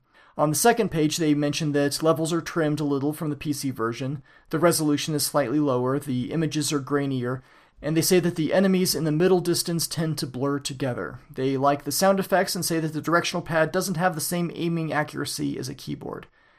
Speed is quite good too, but does slow down with a lot of explosions and death animations, and parents should be sensitive to the level of violence portrayed in this game. They mention modem support in the future, but not the local network support, which doesn't officially arrive for close to a year anyway. There are a large number of pro tips sprinkled throughout this review. The chainsaw is hard to find, but it's a great weapon when you run out of ammo and have to battle mano a mano. Don't rush around corners, you're just betting to get blown away. You can draw enemies out by quickly stepping into a room, then immediately stepping back. You can take out many enemies from a distance. You can also peek over ledges and nail would-be attackers. With the BFG 9000, you can wipe out a whole room of enemies in one shot. Some of the toxic rivers are passageways to hidden areas. If you have the health, run the river. You can't really jump in Doom, but running enables you to vault small gaps. If you can't quite make the leap, check the auto map for the 2 closest points. The toxic slime barrels are like remote-controlled mines. Fire at them when enemies are near and watch the fur and what's under the fur fly. Don't stand too close. Your auto map is a great tool for determining the location of secret areas, and the location of the 3 secret levels. Oh no, there's not 3, there's only 1. They also give out the full ammo cheat code. Interestingly, the reviewer wonders how this game would shape up to the 32X, which I find odd because I thought the 32X version launched first. Video Games and Computer Entertainment gives the game 10 out of 10. In Die Hard Game Fan, the 3 reviewers each give the game 98%. Game Informer, 9.25 out of 10. Arethius once again hooked me up with some scans from French gaming magazines, so let's start with Joypad. They like the network capability, the atmosphere, the Jaguar exclusive levels. They don't like that you can't save the game, I'm guessing in a PC-like quick save, and wonder where the Cyber Demon is, though they call it the Cyber Minotaur, since he was in the PC version. The Cyber Demon and Spider Mastermind bosses didn't make it into Jaguar Doom or most of its descendants. The individual score breakdowns are out of 20, graphics 18, animation 18, controls 18, sound 16, for an overall score of 94%. They have, in this 3-page review, they have a comparison between the Jaguar and 32X, which is the first magazine I've seen do a side-by-side comparison. For the Jaguar version, he compares it to the PC version, says it has fewer levels, but some levels have been modified, simplified, but it's just as fun with excellent controls and almost makes you want to buy a Jaguar. For the 32X, he said that at first it took him by surprise. It uses a reduced screen but doesn't slow down, has surprising sounds, but a lower resolution and bland colors compared to the PC or Jaguar. Too bad there are only 15 levels. But with the speed and animation and rather good controls, this game will captivate little by little. Despite everything, Doom is a unique product and deserves your attention, if not more, he says.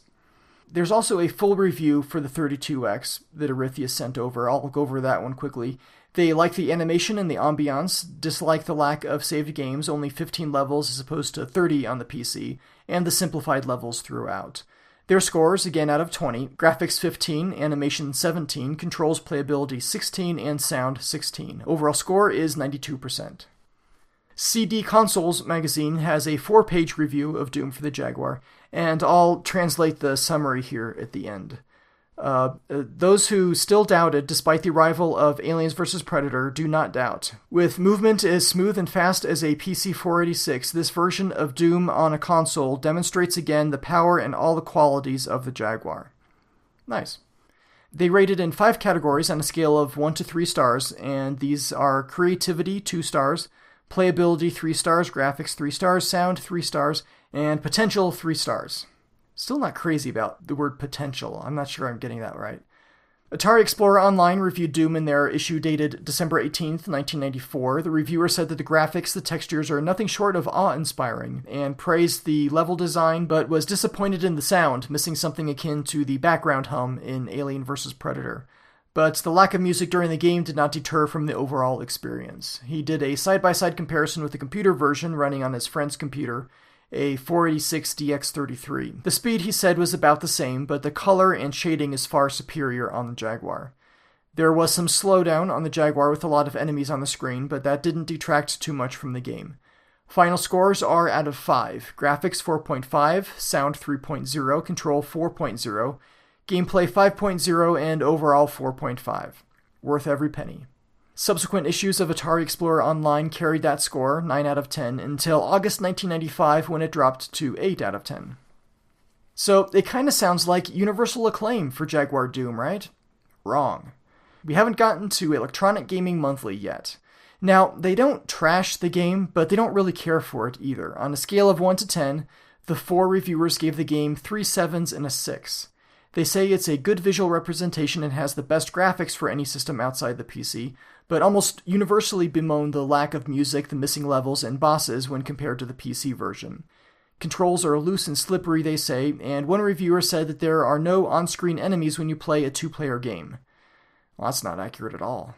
They say that the sounds just aren't there, and there's no saved game feature. It just doesn't compare to the computer version.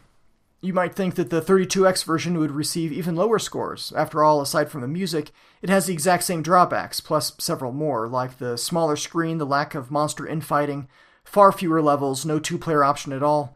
The 5 reviewers gave the game 3 8s and 2 9s. There's just one summary, and it reads, "Oh yeah, hours of fun, just the thing a person needs after a rough day. This isn't the PC version, but it still does a great job with a first-person point-the-weapon-and-shoot idea. This has to be the ultimate stress reliever." They gave it an Editor's Choice Gold Award. Greg George, over at the Atari Times, put together a comprehensive comparison between the 2 versions, 32X and Jaguar, to illustrate EGM's bias. I'll have a link to this in the show notes. If you believe that Electronic Gaming Monthly had a bias against the Jaguar and would like to know why, the Antic podcast conducted an interview with Bob Brody, Atari's Director of Communications, during the Jaguar days, and he had an interesting and pretty convincing reason for this potential bias. He also has a sound theory as to why Atari abruptly exited the home computer market. It's a fantastic interview. I highly recommend it, and you can find a link in the show notes or in your Antic podcast feed. You are subscribed to the Antic Atari 8-Bit podcast, right? There are 7 external reviews for Doom listed on Atari Age. These are relatively modern reviews, and they range from 65% to 100%, for an average of 80%. On Moby Games, which has a mixture of modern and reviews contemporary with the release, Doom on the Jaguar has an average of 85%. How that compares to other ports, which I'll talk about here shortly. The PlayStation version tops it with 89%, Game Boy Advance follows with 79%, 32X has 76%, then Super Nintendo with 65%, Saturn with 45%, and 3DO with 38%. The DOS version, by the way, is 89%, which seems a little low to me. Edge Magazine Online drags it down with their 1994 review of the game. Atari Age gives Doom on the Jaguar a rarity of 4 out of 10. On eBay, recent transactions show Doom selling for $20 to $30 loose, boxed and complete for $40 to $60. I found one JagLink adapter new in box for $26. B&C Computer Visions has it listed new in box for $50, loose for $30, and just the overlay for $8. They also have the JagLink listed new for $50. Best Electronics has Doom listed loose for $30, and the JagLink for $16. 8-Bit Fix doesn't have Doom listed, but does have the JagLink listed for $29. Bravo Sierra Computers has the JagLink for $40. Video 61 has Doom listed, and it looks like it's new for $69.95, just like the original MSRP.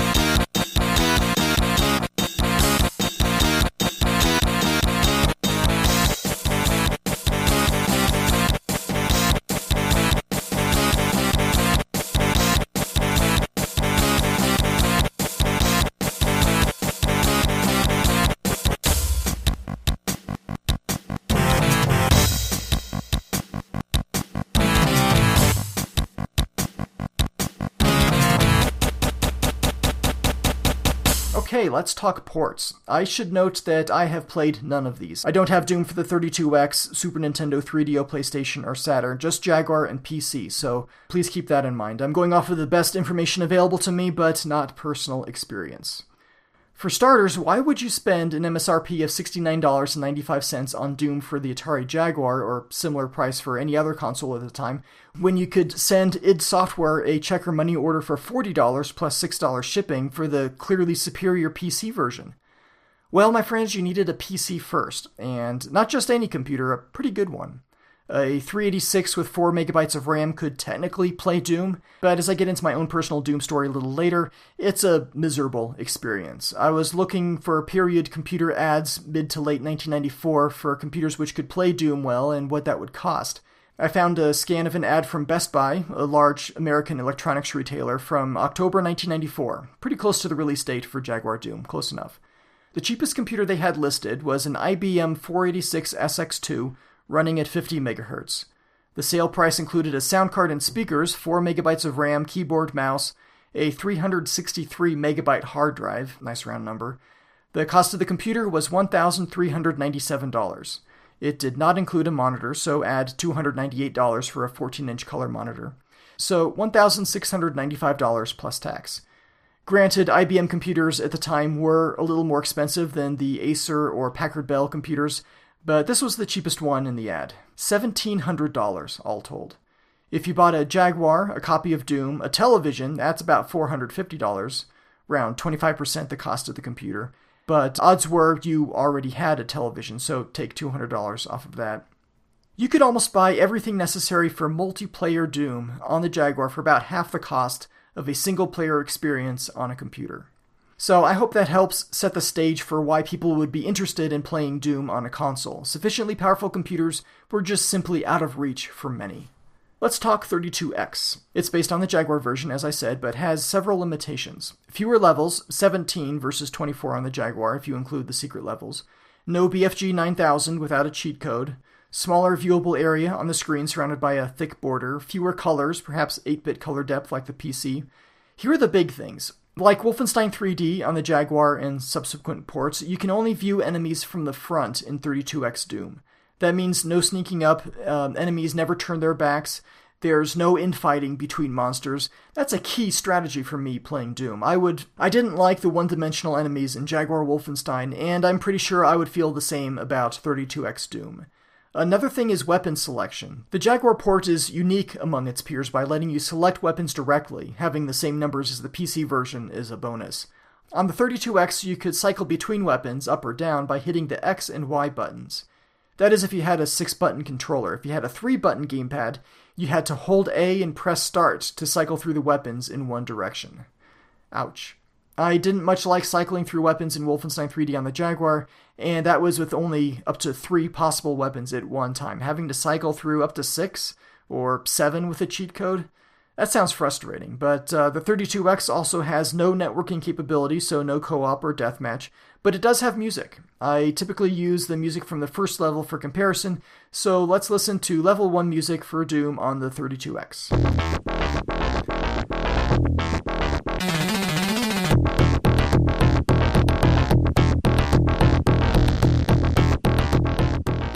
Honestly, if that was the quality of the music on Jaguar Doom, I would turn it off. And it looks like you can do that on the 32X. According to the manual, you should be able to turn off the music.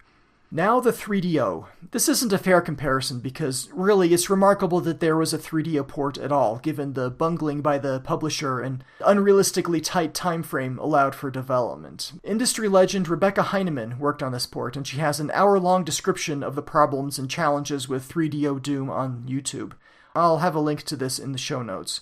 One of my favorite parts about this ordeal was the music. They couldn't get the Jaguar MIDI code to work, but as it turns out, the CEO of the publisher was also part of a rock band and recorded covers of the music from the PC version. Check it out.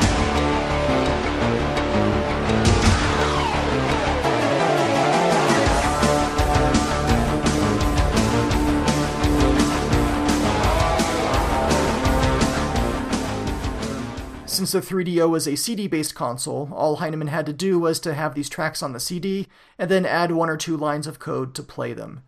The music being actually recorded from real instruments sounds far more realistic than the other versions because, it is real. But I find the music to be a bit much for certain levels, but considering how close it came to no music at all, it's pretty good. The 3DO version is based off of the Jaguar code. Heinemann got the source code directly from id Software, no help from the publisher. But it does actually have a couple things that the Jaguar version lacks, aside from the music. The blur artifact, which makes you partially invisible, and the Spectre's partially invisible versions of the demons, they exist in the 3DO version, but not on the Jaguar. However, the 3DO runs at a lower, inconsistent frame rate and has a viewable window that is even smaller than the 32X version. The Super Nintendo version of Doom is a completely different beast. It was one of the last games released for the console, and unlike the 3DO and 32X and others, it was not based on the Jaguar code at all, and therefore not derived from the PC version. It's an entirely different engine called the Reality Engine, written for the Super Nintendo's FX2 chip. This port had 22 levels that more closely matched the PC version, except there are no textures on the floor or ceiling, just solid colors. It does include the Cyber Demon and Spider Mastermind bosses, but only from the front, like all the other enemies, and there's no monster infighting. It does include teleporting monsters and crushing ceilings, something the Jaguar and its derivatives lack. The shotgun just fires a single projectile instead of a horizontal spread, but there is multiplayer. Well, there was. You could play Deathmatch using an X-band modem if you had one and paid the monthly fee. Deathmatch didn't have sound effects or respawning items, and the bodies would disappear rather than sticking around like in the other versions. Doom on the Super Nintendo also doesn't run in full screen. It has a lower frame rate, but the music is pretty good.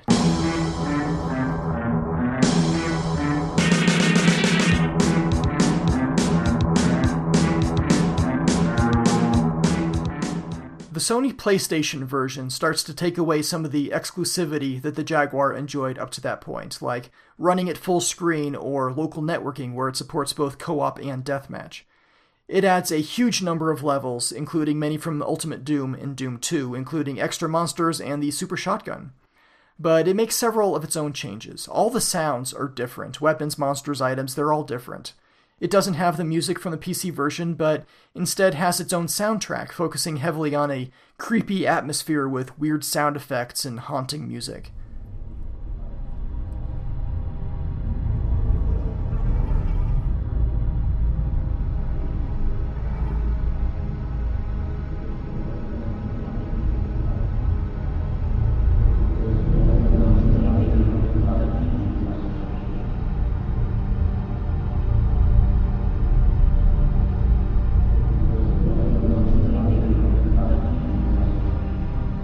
There's no nightmare skill level, it tops out at ultraviolence. It also adds colored lighting, though from what I've seen, you have different areas of different colors with very definite boundaries between them, so no shading or any sort of smooth transition from one area to the next. It's weird, it gives the game a whole different look. The PlayStation version serves as the basis for the Sega Saturn port, and Doom 64 for the Nintendo 64. The Saturn version is considered a rushed port. It has a slow and jerky frame rate, and the North American release lacks two-player capabilities, though in Europe and I think Japan it's in there. Doom 64 for the Nintendo 64 is more of a sequel or spin-off and not a port of the PC game, so I won't really compare it here. The Game Boy Advance did get its own port, and from what I can tell, it's pretty good. It's a lot like the Jaguar version, runs at full screen, has multiplayer capabilities, both cooperative and deathmatch, with a few dedicated deathmatch levels. It does have music, but the wrong music for each level. The first level has a second level's music, and so on. You can turn off the darkness with a static lighting option where everything is brightly lit. Doing so increases the frame rate and makes the game much more visible on Game Boy Advance systems without backlighting, but at the expense of the gloomy atmosphere. There's also a degree of censorship of some of the more disturbing graphic images in the game. Each port has its own set of strengths and trade-offs when compared to the PC version, and Classic Doom lists these in great detail, so I'll have a link to that in the show notes. But what if you wanted to play something as good or better than the PC version? What options do you have today? Plenty, as it turns out, thanks to id Software, which released the source code for Doom in 1997. Not the game assets, the levels and graphics and sounds. Those you still needed to own, preferably legally, but those assets are pretty portable. They're stored in what's known as WAD files. WAD being an acronym meaning Where's All the Data. You can thank Tom Hall for coining that.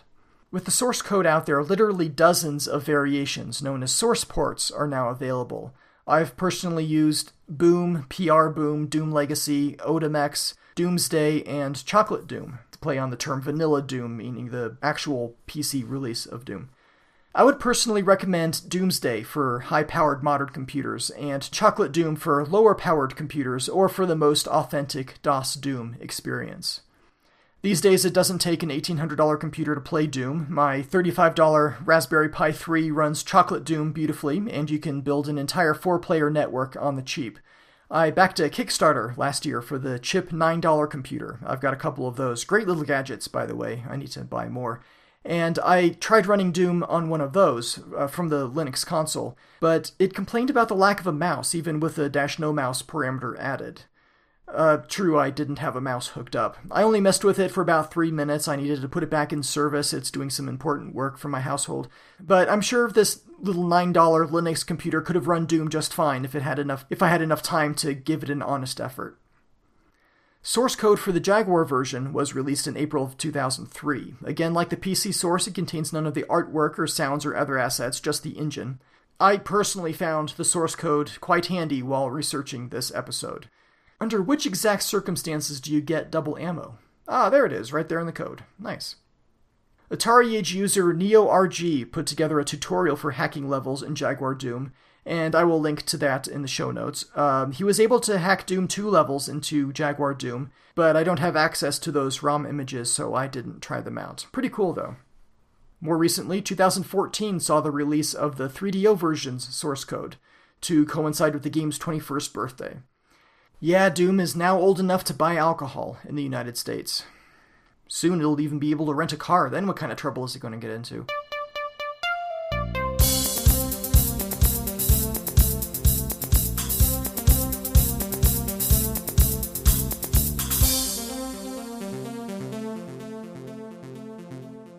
I had acquired two critical pieces of information. First, the guys who made Wolfenstein had just released a new game, and second, that game was called Doom. Since I bought Wolfenstein 3D at a shareware vendor, I thought I could do the same thing for Doom. There was this place in a strip mall that I'd driven past a few times. I think they specialized in D&D books, role-playing stuff, but branched out into shareware, so I stopped in there, asked about Doom, and paid $6.95 for a copy of Shareware Doom version 1.1. This game was so big it came on 2 floppy disks. It was mislabeled as being by Apogee, when Apogee had nothing to do with it. I installed it on my 386 at home, my 25MHz 386SX computer, which I had upgraded to 4MB of RAM, which was as high as it would go. It did meet the minimum specs for the game as printed on the floppy disk label, so I was good. I installed it, but didn't have time to try it out. I had to get to school. I and several of my friends had already taken all the highest computer classes my high school offered at the time, so our senior year, they had this thing called Independent Computer Study, which was basically an hour of computer time to use as you saw fit. We would use this for games, sometimes. We had a game that we would play called Tank Wars. If you're familiar with Scorched Earth, it's a lot like that, but simpler and multiplayer in that we took turns with the keyboard, adjusting angle, power, and which weapon we would use to fire against our opponent's tanks. I preferred it to Scorched Earth, actually. We played this on computers that were so slow that each shot would arc dramatically across the screen. I want to say that they were Tandy 1000 computers with 8088 or 8086 processors, but now I'm not so sure they had the graphics adapters to play 256 color games like Tank Wars. It doesn't matter. They had those Tandy computers the past 3 years of high school, but my senior year, they replaced 4 of them with new computers, brand new 486 computers, running at 25MHz with 4MB of RAM.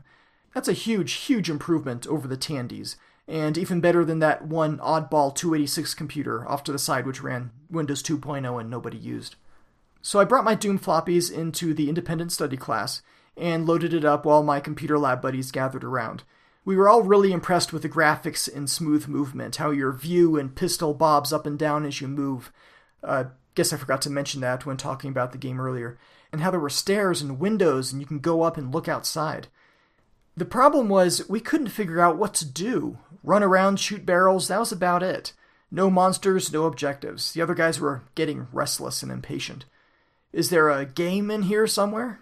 I didn't know this was the first time I played it, but I kept looking for more. There was what looked like a dead end, with a large, flat, metal-looking wall. Out of desperation, I hit the spacebar, the use button next to that wall, and it slid up. Turns out it's a door, not a wall. There were monsters in the room beyond. They started shooting at me, I started shooting at them, and then the game was on. These new 486 computers were on a network, a Novell IPX network, like the one in the word processing lab next door with the amber screens and the laser printer. So I installed Doom on all the 486s to try out the networking. That changed everything. It was usually me, Cert, Rick, and Corey. Rick and Corey didn't have nicknames, so I can't use them. And usually the 4 of us playing, almost always deathmatch, almost always on the first level. Episode 1, Mission 1, E1, M1. Every once in a while, Chewy or Heavy C would take over one of the computers. They had nicknames. You might ask, were you kids completely unsupervised in this computer lab? No, we weren't, and the computer teacher told us that, okay, we could have the game on there as long as we would make sure that nobody else could get into them. Alright, challenge accepted. I got a trial subscription to PC Magazine. 1 free issue, a free mousepad, and a free floppy disk loaded with utilities, no commitment. One of the utilities on this floppy disk was called Conceal. It was a TSR program, terminate and stay resident, and if you loaded it up with a computer in the autoexec.bat, it would hide files and directories from DOS. Perfect. I installed that on all 4 computers, renamed it to something that sounded important in case you happened to view the autoexec.bat file, and that was it. I had 4 floppy disks, which had Windows 3.0 on them. They came with my Packard Bell 386 computer. I wiped Windows off, made them boot cleanly and correctly for these 486s without the Conceal program, along with some other custom stuff. So if you booted off of one of these floppies, you would get Doom and go right into Doom. If not, you didn't. It's like Doom didn't even exist. These floppy disks were like keys, the keys to Doom, and I kept one floppy and gave the others to my friends. It worked flawlessly, and I don't think anyone was able to circumvent my process. So we played Deathmatch during independent study, Deathmatch during our 2 free periods, which was an option for second semester seniors, and Deathmatch during our lunch break. I didn't eat lunch at all my senior year in high school, though I can only blame the second half of that on Doom. We were loud, we were rowdy, and we got shushed multiple times. We played until the floors were so littered with corpses that the game slowed to a crawl. Knee-deep in the dead, you might say. In version 1.1 Doom, there was no penalty for suicide, so if we found ourselves low on health, we would stand in one of those toxic slime pools until we died and respawned to deny a frag to one of our opponents. Of course, if you catch someone attempting suicide by slime, that was an easy frag right there. My friend Cert, who used to always hang out by the shotgun, a technique I later learned was called camping, got mad at the rest of us because we were using the shift key to run, and he didn't know about the shift key to run. He was able to hold his own without running, but yeah, it is pretty mad when he found out that you could actually run in the game, wondering why we were moving so fast. Since all these computers were side by side in a row, you could easily peek over to see where your opponent was or ascertain his health or ammo status. That was the height of cheating. We were not allowed to peek. We tried actual cheating once. There's a command line parameter called turbo, where if you launch Doom with this parameter set, it multiplies the player's speed. The only indication that someone is doing this is that messages will pop up saying, "It's speedy," or something like that. There's a story in the Masters of Doom book about how John Carmack added an option to Doom on Sean Green's computer so that he could wipe the floor with John Romero, the reigning Office Deathmatch champion and trash talker. This might have been that option. Something else that you could do in this earlier version of Doom using a command line option was you could repurpose a computer to serve as either the left or the right side of your view. So with 3 computers, you could give yourself peripheral vision. We only tried this out once, since having one person take up 3 of the 4 computers just wasn't a sustainable deathmatching experience. This option was removed in Doom 1.2, but Chocolate Doom, one of the source ports, has it functional. I think it's functional, I haven't tried it. Speaking of Doom 1.2, I would download patches to the Doom WAD file and executable on these computers to bring it up to date with later versions of the game. And id Software in 1.2 did away with the suicide trick, making that reduce your frag count, even if it was an accident. So we had to change our strategy, dang it. These updates also added other things, cool things, like a secret hidden ledge overlooking the zigzag room in our favorite level E1M1. Somehow, we were able to get our hands on the full version of the game. Somebody must have brought it in, because I didn't buy my own full version until early 1995 when Ultimate Doom came out. We tried playing Episode 2 in 4-player cooperative, and that was cool, but those computers with only 4 megabytes of RAM started to bog down, making the game unplayable. I had worse luck at home with my 386. I had to shrink the window way down and run on a lower detail in order to make the game playable, but play it I did. My mom had purchased a 25 MHz Acer 486 computer for herself, and I somehow convinced her to trade with me. That 486, after all, had more upgrade potential, and my 386 could do everything that she needed anyway. I used that 486 until my sophomore year of college before turning it over to my sister. I did upgrade the heck out of that thing, but mostly I wanted it for Doom, and I built a Pentium-based computer because that 486, well, it wouldn't play Quake very well, and so I needed an upgrade. Don't feel bad for my mom, though. Her trade has paid off tenfold easy, with all the free tech support thanks to all the additional skills I learned using that 486. Probably. I played with some WAD file editing. I remember taking a couple sounds from The Simpsons, replacing the item pickup sound with a woohoo, and the pain sound when you get hurt with a do. The Doom sound engine varies the pitch slightly, so standing in the toxic slime hurt, but the varying pitch of do, do, do, do sounded pretty cool. I scoured all my old hard drives and backups looking for this patch WAD file before recording, but unfortunately I came up empty. I tried out some downloadable WADs as well. Back then I remember that there was one that made your rocket launcher fire chickens at your opponents rather than rockets.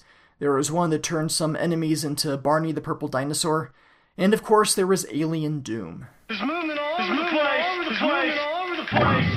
Game over, man. This is not the Aliens TC that's pretty popular, but the mod that I found still added new sounds, graphics, and levels. I mentioned this in my Alien vs. Predator episode, how this mod had movie-accurate pulse rifle sounds, and Alien vs. Predator on the Jaguar did not. I haven't seen the specific collection on the WAD archive website, wad-archive.com, but Aliens X on there looks pretty close. I was curious about the Jaguar version of Doom when I heard that it was coming out. I wouldn't be able to hack the WAD files, of course, but really, how would the Jaguar even play this game when it only had 2 megabytes of memory? A 4 megabyte PC struggled at times, by reducing the texture variation and level complexity, for starters. I knew the PC version so well that I could immediately pick out differences in level design on the Jaguar, starting with the missing columns and the not as hidden secret ledge in level 1. Some of it was disappointing, but the game played pretty well. I don't remember being bothered much about the lack of music, but that could have been my fanboy defenses kicking in. My brother bought a Jaguar and also a copy of Doom, but we only tried networking the game once. The cable simply wasn't long enough to reach from one TV to another. I guess we could have moved one of the TVs. Hindsight. How would I rate Doom on the Atari Jaguar? Honestly, I wasn't all that impressed with it, having spent so much time with Doom on the PC, but the extra exclusive levels really surprised me. I'm not bummed out about the missing music, but the game is rather quiet at times. It's actually a pretty impressive version of the game. It retains a lot of what made Doom stand out, and the easy networking is a big plus. Have you tried setting up an IPX network recently? Don't bother. Use a source port like Chocolate Doom. Jaguar Doom is a fine game, but it's not a standout title for me. On Phil the No Swear Gamer scale, I would give this game a low solid rating. If you didn't have a good computer, if you couldn't somehow convince your mom to give you hers, this was the best way to play Doom at the time. Hitting the PC version hard ahead of time, Jaguar Doom just didn't do much for me. I believe it's the most faithful console port of the DOS version before you could actually get ports of the DOS version on consoles. My copy of Doom 3 for the Xbox has Dooms 1 and 2 perfect PC ports. Doom Classic Complete, $15 on the PlayStation Network for the PS3. That's where it's at. I'm pretty sure you still have to cycle through weapons, though. I know the version of Doom for the original PlayStation is widely regarded as the superior console version. The video game critic calls it the benchmark for all console ports. It's got a soundtrack of a sort, it's got higher resolution, it's got far more levels and enemies, but to me it doesn't feel like Doom. Missing the PC soundtrack and having entirely different sounds and the weird color zones, it's like a reimagining of the PC original. It has a different vibe. Maybe it's playing the DOS version, and I did a lot. The word creepy is not in the top 10 adjectives I would use to describe Doom. Suspenseful, intense, challenging, frantic, all those are good, but Doom is not a creepy game. PC Doom, not creepy. Doom 3 is, but that's a whole other story. So, to me, the PlayStation version is a different game, just dressed up in a Doom costume for Halloween. That's my own weird opinion, though. What do you think? Jaguar Doom, Hall of Fame, solid, meh, or trash? Let's get to some listener feedback. I posted a picture of the Jaguar Doom magazine ad to Facebook asking for your thoughts and ratings, and here's what you said. George says, Doom, of course, is a Hall of Fame game. The only major issue with it is no music. Take a look at the 3DO version, though, if you want some awesome music. I'd love to have a copy of Doom for every console it came out on. Lewis says, Hall of Fame, one of the best console ports and one of the reasons I wanted a Jag. Dan wrote, as the Doom for Jag ad says, the best Doom ever as consoles go. Even though there is no music, still pretty good, and not counting the network errors with Jag Link, still a great game. Matthew says, Hall of Fame for sure. Thank you, gentlemen. I posted a couple other things to Facebook too, so I'll go ahead and read those items off as well, as long as I'm here. I posted a picture of my 2 shareware Doom floppy disks. I tried installing off of those disks a couple weeks ago, but disk 1 has some read errors, so the doom1.wad file was corrupted. That sound floppy drives make when they encounter read errors. Man, that could be a depressing and frustrating sound. Since I had that old computer out and hooked up, the one with the floppy drives that I was talking about last episode, I thought I would take a look at some of my old Atari ST floppies, since Wade's new 1632 Atari podcast was making me nostalgic from my old 520 ST computer. And 2/3 of those old data floppies from the ST were largely unreadable. They used to work on the PC, now they don't. It's sad. If you've never had to hear that sound, consider yourselves lucky. But back to Facebook. Lewis posted, nice. I remember I got Doom 1.2 shareware discs at the local computer show because the local BBSs didn't have it yet. Thanks, Lewis. I didn't even think of looking online for Doom at the time. I had Prodigy dial-up account. I didn't even know where within Prodigy's world I could download shareware, but even if I did, they charged by the hour, and Doom would have been a huge download over my puny modem. So, as for BBSs, maybe I'll share my brief BBS story during the Storytime segment at the end. Herb wrote, I remember getting the shareware discs free, or maybe the price of postage, then emailing off for the rest of the game a week or two later. Nice Herb shareware model in action. Thank you both. Finally, I posted a picture of my 2 Jaguars and copies of Doom with the overlays hooked up by JagLink. In my home office, I have a crummy but versatile LCD TV at my desk, and a 31-inch CRT TV at the other side of the room for a more authentic retro gaming experience. So both screens were within JagLink's reach, but for the photo op, I just put them both on the desk. I asked for any experience playing Doom over JagLink, and Bjorn replied, "We did network play at eJagFest sometimes. Fun, but it could be more stable." Thanks, Bjorn. It is fun despite the stability problems. Deathmatch seemed more reliable for me than co-op. Over on Twitter, Atari Texas gives this game a rating of solid. He says it's a great action game. Thank you all for your feedback. In addition to Facebook and Twitter, there are several forums on which I'll solicit feedback. There's Atari Agent, Atari IO, of course, the Retro League, and Retro Video Gamer in the UK. Why don't I post links to these podcast threads on the forums in my show notes? I don't think I've done that yet. But on the Atari Age forum, I got some feedback from DoctorClu, whom you might remember from the Bubsy episode. Here's what he had to say about Doom on the Atari Jaguar. Doom as a game spreads throughout the galaxy and appears on so many game systems like some strange alien time warp. It has graced the Nuance system and some of the most obscure platforms, and the Jaguar was one of its better versions. Easily one of my continual top 5 of the Atari Jaguar. I've logged many hours on Doom. With the eJagFest hacks of Doom 2, which are the maps of Doom with the same engine as the original Doom, I have recently gained a new interest in the shoot-'em-up. This game is simply a must-have, 5 out of 5 game. I strongly encourage Network Doom with a friend. Great game, and the crashing of the game due to the buggy network code leads to a time-based game. The new objects complete the level before the game crashes. DoctorClu also posted several gameplay videos playing cooperative Doom. Well, the first 2 are cooperative. It looks like the third video devolved into a grudge match pretty quickly.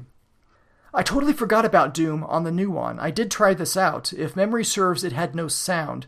But hey, you could play shareware Doom on your new one. I remember it being very picky about actually loading, and it would maybe load up only once out of every 4 or 5 attempts. Other times it would crash or just hang. I don't know, it's been a while, and my new one is in no condition to try again. DoctorClu has some feedback on past episodes here on Atari Age as well, but I will save those for after the Doom feedback. I'm pretty sure I've got some submissions to Jaguar at GameByGamePodcast.com. Let me ask, Bishop, do we have any text or audio submissions to the email account? We do. 3 text and 1 audio submission. Great, please cue those up. Ready. The first email is from The Lost Dragon. He writes, I was an engineer at the time, huge group of us avid gamers, had been since the early 8-bit days, myself ZX81, then the Atari 2600 upwards. Doom was huge, everyone wanted to play it, but a PC? No way, far too expensive, so much hassle, we were gamers, not technicians. As if in answer to their prayers, soon as I said, you do realize Doom is on the Jaguar, and bar no music, it rocks, it themselves coded it, have a look. They were like, want, and quick look in the free ads, Yellow Classified Ads magazine, etc., saw stacks of folks looking to get rid of Jaguars, so they were snapped up along with Doom. I did manage to convince one of the 8 of us to go further than Doom on the Jaguar. He loved Tempest 2000, but was very much into the rave drug culture and Rayman. But no, it did nothing to convince people to buy Jaguars new. But then they did the same thing years later for the N64 and GoldenEye, then Perfect Dark. It was classic lads' night in. Crawl home after pub, more beers, out with the console, deathmatch time, etc. Amount of folks stumbling around in your flat, you needed something idiot-proof, so console, no optical media to damage, just cart and away you went. PlayStation music, though, took Doom to a much, much higher level. So disturbing, messed with your head, baby in distress, that's some heavy stuff to have in there. I've never thought the PC MIDI Doom music did anything for the Doom experience, which is why I'm glad Rebellion opted for atmospheric sound effects and AVP, not music just for the sake of it. All the best. There is something to be said for multiplayer that's easy to set up. I've got a story about the difficulty of networking Quake coming up in the Storytime segment, but even apart from that, in the Doom days, getting an IPX network set up wasn't for the layman. Playing Doom over a serial or no modem serial connection was pretty straightforward, and I used that a fair bit, but I suppose I never did try that intoxicated. About the PlayStation music, as I said before, I haven't played the PlayStation version of Doom, but I did capture some of the music, or rather ambient background sound, off of YouTube. That's fine that you don't care for the music in PC Doom, but to me it sounds like Doom. It's how Doom was supposed to sound, because that's what I heard first. And I think I would rather have nothing than have the wrong music. Wolfenstein 3D on the 3DO had some cool music. What can I say? I'm a sucker for French horn. But it didn't sound like Wolfenstein 3D to me. It just seemed wrong. The PlayStation Doom soundtrack is sort of in between since it's not all music. So not having played the game on the PlayStation, I don't have an opinion on this one. That's interesting about Doom bolstering the secondhand Jaguar market. Thank you for sending that in. It was good to hear from you. Our next email submission is from Lewis. He says, Doom and Wolf were definitely selling points for me when I recently got a Jag. The Doom in particular is a great port that's let down only by the lack of music. I wish they had added at least some ambient drones because the game is so sonically sparse. It's a shame too because the music that plays between rounds are fantastic renditions of the level music, but the stages themselves are mostly intact. I prefer this over the PSX Doom by quite a bit for a few reasons. First, the texture mapping isn't warped like the plain affine texturing in the PlayStation version is. Oh, that's right, the PlayStation used an entirely different technique for texture mapping. I didn't read anything about it causing distortion, but I guess I could see how that would happen. Get back to the email. Also, correct me if I'm wrong, but I remember the PlayStation Edition adding the chain gunners into the first episode. In my opinion, those are game-breaking enemies, and the lack of them is the one reason I prefer Doom 1 over 2. Anyway, I'm looking forward to hearing all about Jaguar Doom on your podcast. Thanks, Lewis. I have no idea about the chain gun guys. That didn't come up in my research. Bishop, search the Doom wiki. Were the chain gunners in the regular Doom levels on PlayStation port of the game? Stand by. Sitting right now, actually. In the PlayStation and Sega Saturn ports, heavy weapon use can appear in the original Doom levels on Ultra Violence. Oh, there you go. That answers that. Chain gun guy in the Arch Vials. I didn't care much for either in Doom 2, though I suppose the Arch Vials were not in the PlayStation port either, so there's that. It's weird that they would put those guys in the ultra-violent level. How would you have a good challenging game of Doom without these extra enemies? There's no Nightmare. If PlayStation Doom had a Nightmare mode, perhaps these chain gun guys should have been moved into that, but ultra-violent is a normal way for a lot of gamers to play. Some of the levels in Doom 2 are pretty cool, but I think I prefer the original Doom. It may just be a familiarity thing. I played through Doom 2 once, but spent considerably more time on the first one.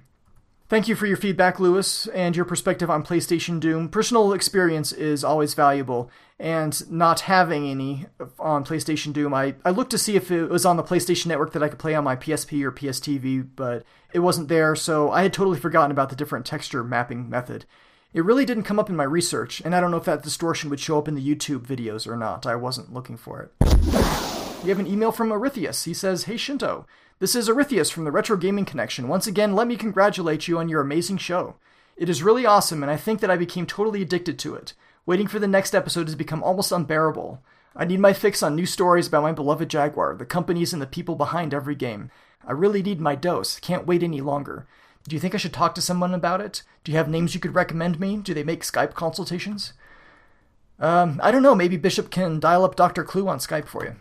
Anyway, I am writing you in order to share my opinion about Doom. And the timing is quite ironic, as in a few weeks I'm going to be the father of a marvelous little prince, my little prince. I became totally crazy about that, full of expectations, impatient about all the wonders it will bring into my house, but anxious and afraid at the same time. Afraid about the responsibilities I will now have. For the coming 20 years, I will have to raise a child, turn this little baby into a full responsible man. I will teach him how to behave, to cook, wash, iron his clothes. Of course, I'll play Lego with him, for he will inherit my actual Lego connection, play sports. Of course, I will share my passion for Batman, Star Trek, and video games, just to be sure he becomes a tasteful man. But how can I share my passion for video games?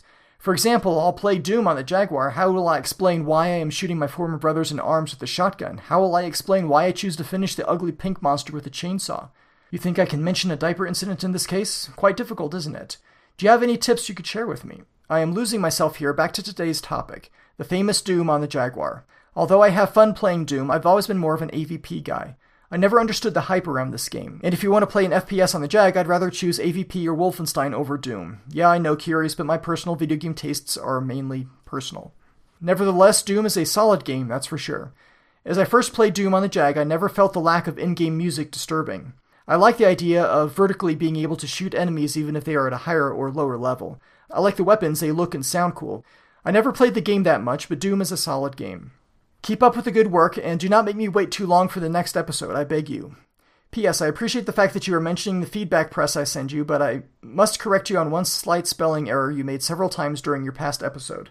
The French magazine you're calling Consoles is actually called Consoles Plus. I thought it said just Consoles at the bottom of each page. I've never seen a cover for this, so I stand corrected. Consoles Plus. Big congratulations on Votre Petit Prince. That's great news. I'm excited for you. My own kids are getting older. They turn 9 and 11 next month. And my wife and I are certainly nostalgic for the old days, toddlerhood, discovery. The days are long, but the years are short, so my best wishes to you.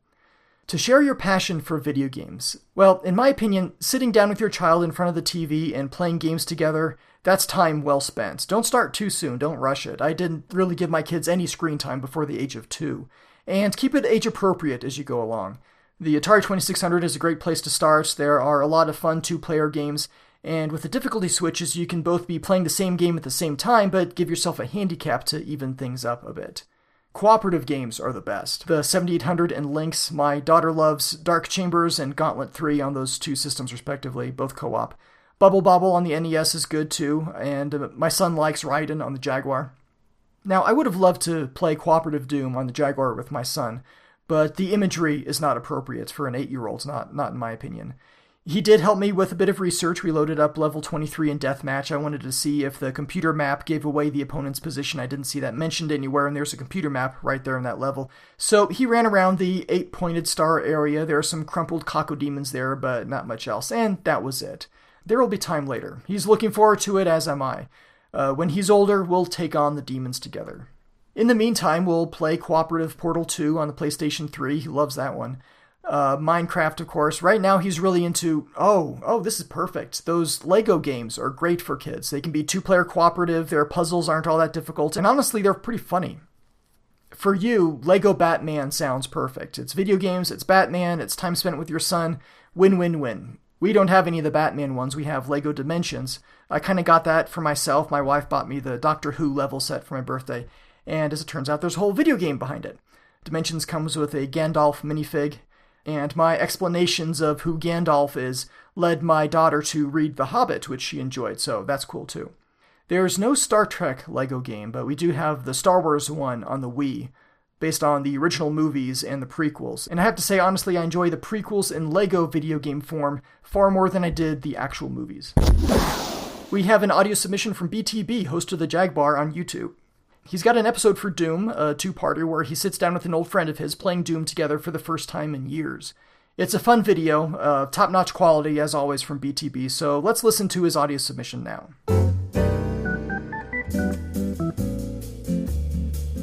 Hey Shinto, what's going on? It's BTB from the Jaguar, the Lynx Lounge, and the brand new show, 7800 Avenue. And I heard that you are talking about Doom today, and I thought I would throw my 2 cents in and give you a little bit of info on what this game meant to me. Now, I never got a chance to play this game on the computer. I didn't have a computer that was powerful enough to actually do Wolfenstein, so I grew up with the Tandy 1000, and that was great for, point-and-click adventures and DOS games and stuff like that. However, when it came time for all of these new 3D games that were coming out, I couldn't do it, so I always had to read about it and kind of longingly wait for a chance for me to actually play Wolfenstein. And then obviously when Doom came out, that was a complete game changer. So I originally had Doom when it was first available for the 32X, and this was pretty decent. I mean, like I said, we didn't have Doom, we didn't have a computer. This was our first chance to really play a pretty good version of Doom at home, sitting on the couch with the 32X. Now, the 32X was, underpowered, and it didn't really live that long. I think we all know the story. And to be honest, the 32X was actually when I really kind of started getting mad at Sega, because I felt like I was putting a lot of money into their products and they were not really delivering. That is why I did not get a Sega Saturn or a Dreamcast when that came out. I decided to put all of my money into the Atari Jaguar because I knew there was a superior version of Doom coming out for it. Read the magazines, I kept looking at all of the articles on this version of Doom, and then as soon as I got my Jaguar, the very first title I got was Aliens vs. Predator, then it was Tempest 2000, and then Doom and Wolfenstein. And I felt like that version of Doom was as complete as I was going to get. It didn't have music, but whatever, I just played my own music in my room while I had all the monster noises and the gun noises and the blasts and the explosions and all that stuff. I didn't need music. I didn't need the Doom music to make it Doom for me. One of the great things that I think the Jaguar had the advantage over any other system was the gamepad. The fact that you had that weapons loadout was absolutely amazing. If you played it on the 3DO, or if you played it on the 32X, you had to cycle through every single weapon. So if that means you had 7 weapons, and you wanted, weapon number 1, you had to cycle through all of those weapons in order to get the weapon you wanted. That was so awesome that the Jaguar had that weapons loadout. Boom, you want the chainsaw? There it is. You want the Gatling gun? There it is. You want the shotgun? Boom. Plus, not to mention that keypad was really awesome for codes. You got so far in Doom and you really needed some help, especially if you died and you lost all of your weapons. You started a really hard level with a pistol. You need a little help. And the gamepad was perfect for that. So all in all, I really think that as far as home consoles go, this is a far superior version than anything on the market. Still to this day, I think that is a classic version of Doom. It's one of my favorite Jaguar titles. I would say that's in the top 5. I played it long after the death of the Jaguar. And just popping it in today really brings back the warm fuzzies. It's funny because, you're destroying demons in hell. And, nothing screams warm fuzzies than putting a chainsaw through a pink demon. Anyway, man, love your work. Love the show. Keep it up. Keep fighting the good fight. Hey, and make sure you tune into the Jaguar to check out some other great games that we're reviewing and checking out and just having a good time with. All right, take it easy, man. See ya.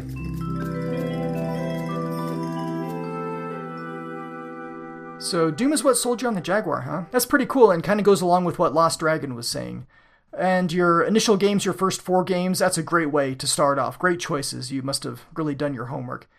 I'm going to go out and say it. The keypad on the Atari Jaguar controller is a great idea. It's the only console port of Doom to give you direct access to the weapons, and it's just like it is on the PC, same numbers. On the PlayStation version, I've read you can pause the game and then cycle through your weapons to find the one that you want, and that's better than accidentally selecting the rocket launcher when you're frantically looking for the chain gun with a group of cacodemons right in your face. But still, I'd much rather have the direct access. The Pro Controller, of course, is a marked improvement with its shoulder buttons and 6 face buttons, but on the whole, thumbs up from me for the keypad. You mentioned codes, and the PlayStation version has some pretty hairy code sequences, I've heard. I didn't actually look them up, though. Bishop, what's the cheat code to enable full weapons and ammo on PlayStation Doom? Stand by. X, triangle, L1, up, down, R2, left. And the same code on the Jaguar? Pause, hold, pound, and unpause. I guess they could have made it easier on the PlayStation, but cheats in the Jaguar Doom are easy to pull off. Thank you, BTB. Why is it that your audio submissions make me want to play the game Zoop?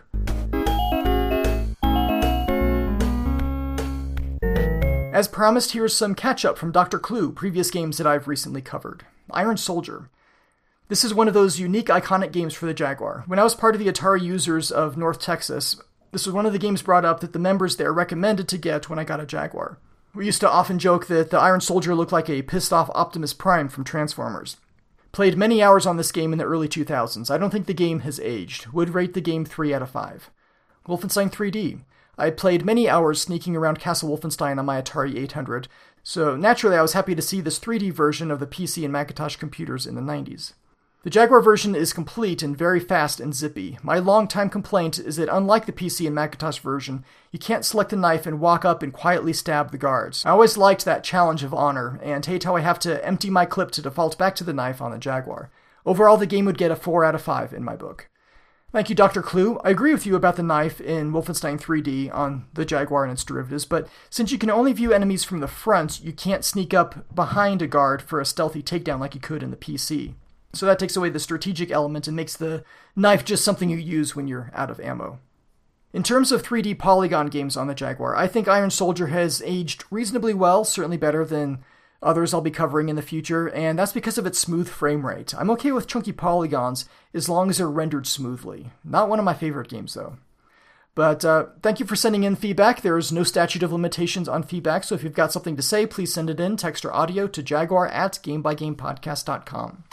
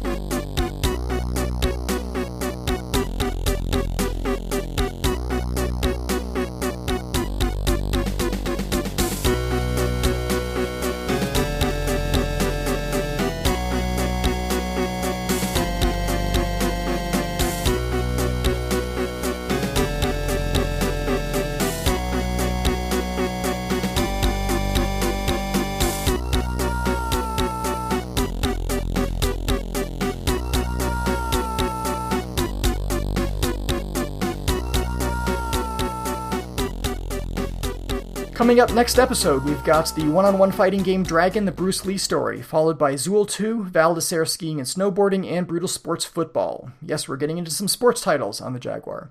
If you've got feedback for any of these upcoming titles, please send that in. These are not the most popular Jaguar games, so I think I'll need all the help I can get.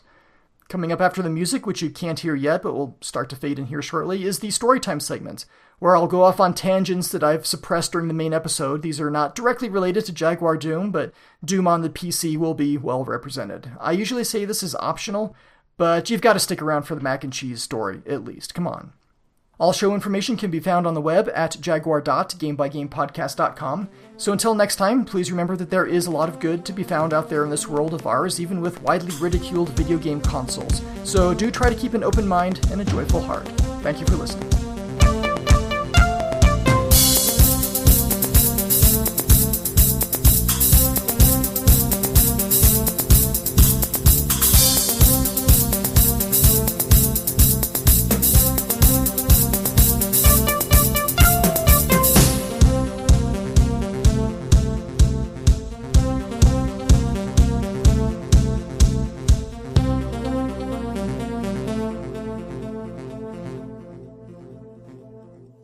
And now, story time with Shinto.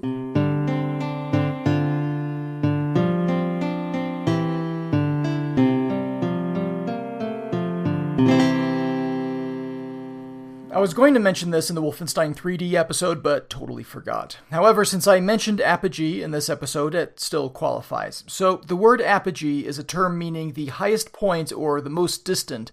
Like in astronomy, when the moon is at its most distant from the Earth during its orbit, it's said to be at apogee. It's a fine name for a video game company.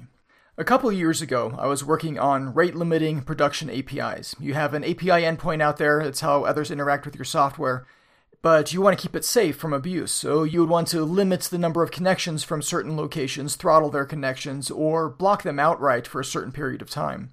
To do this, my employer used software written by a company called Apogee.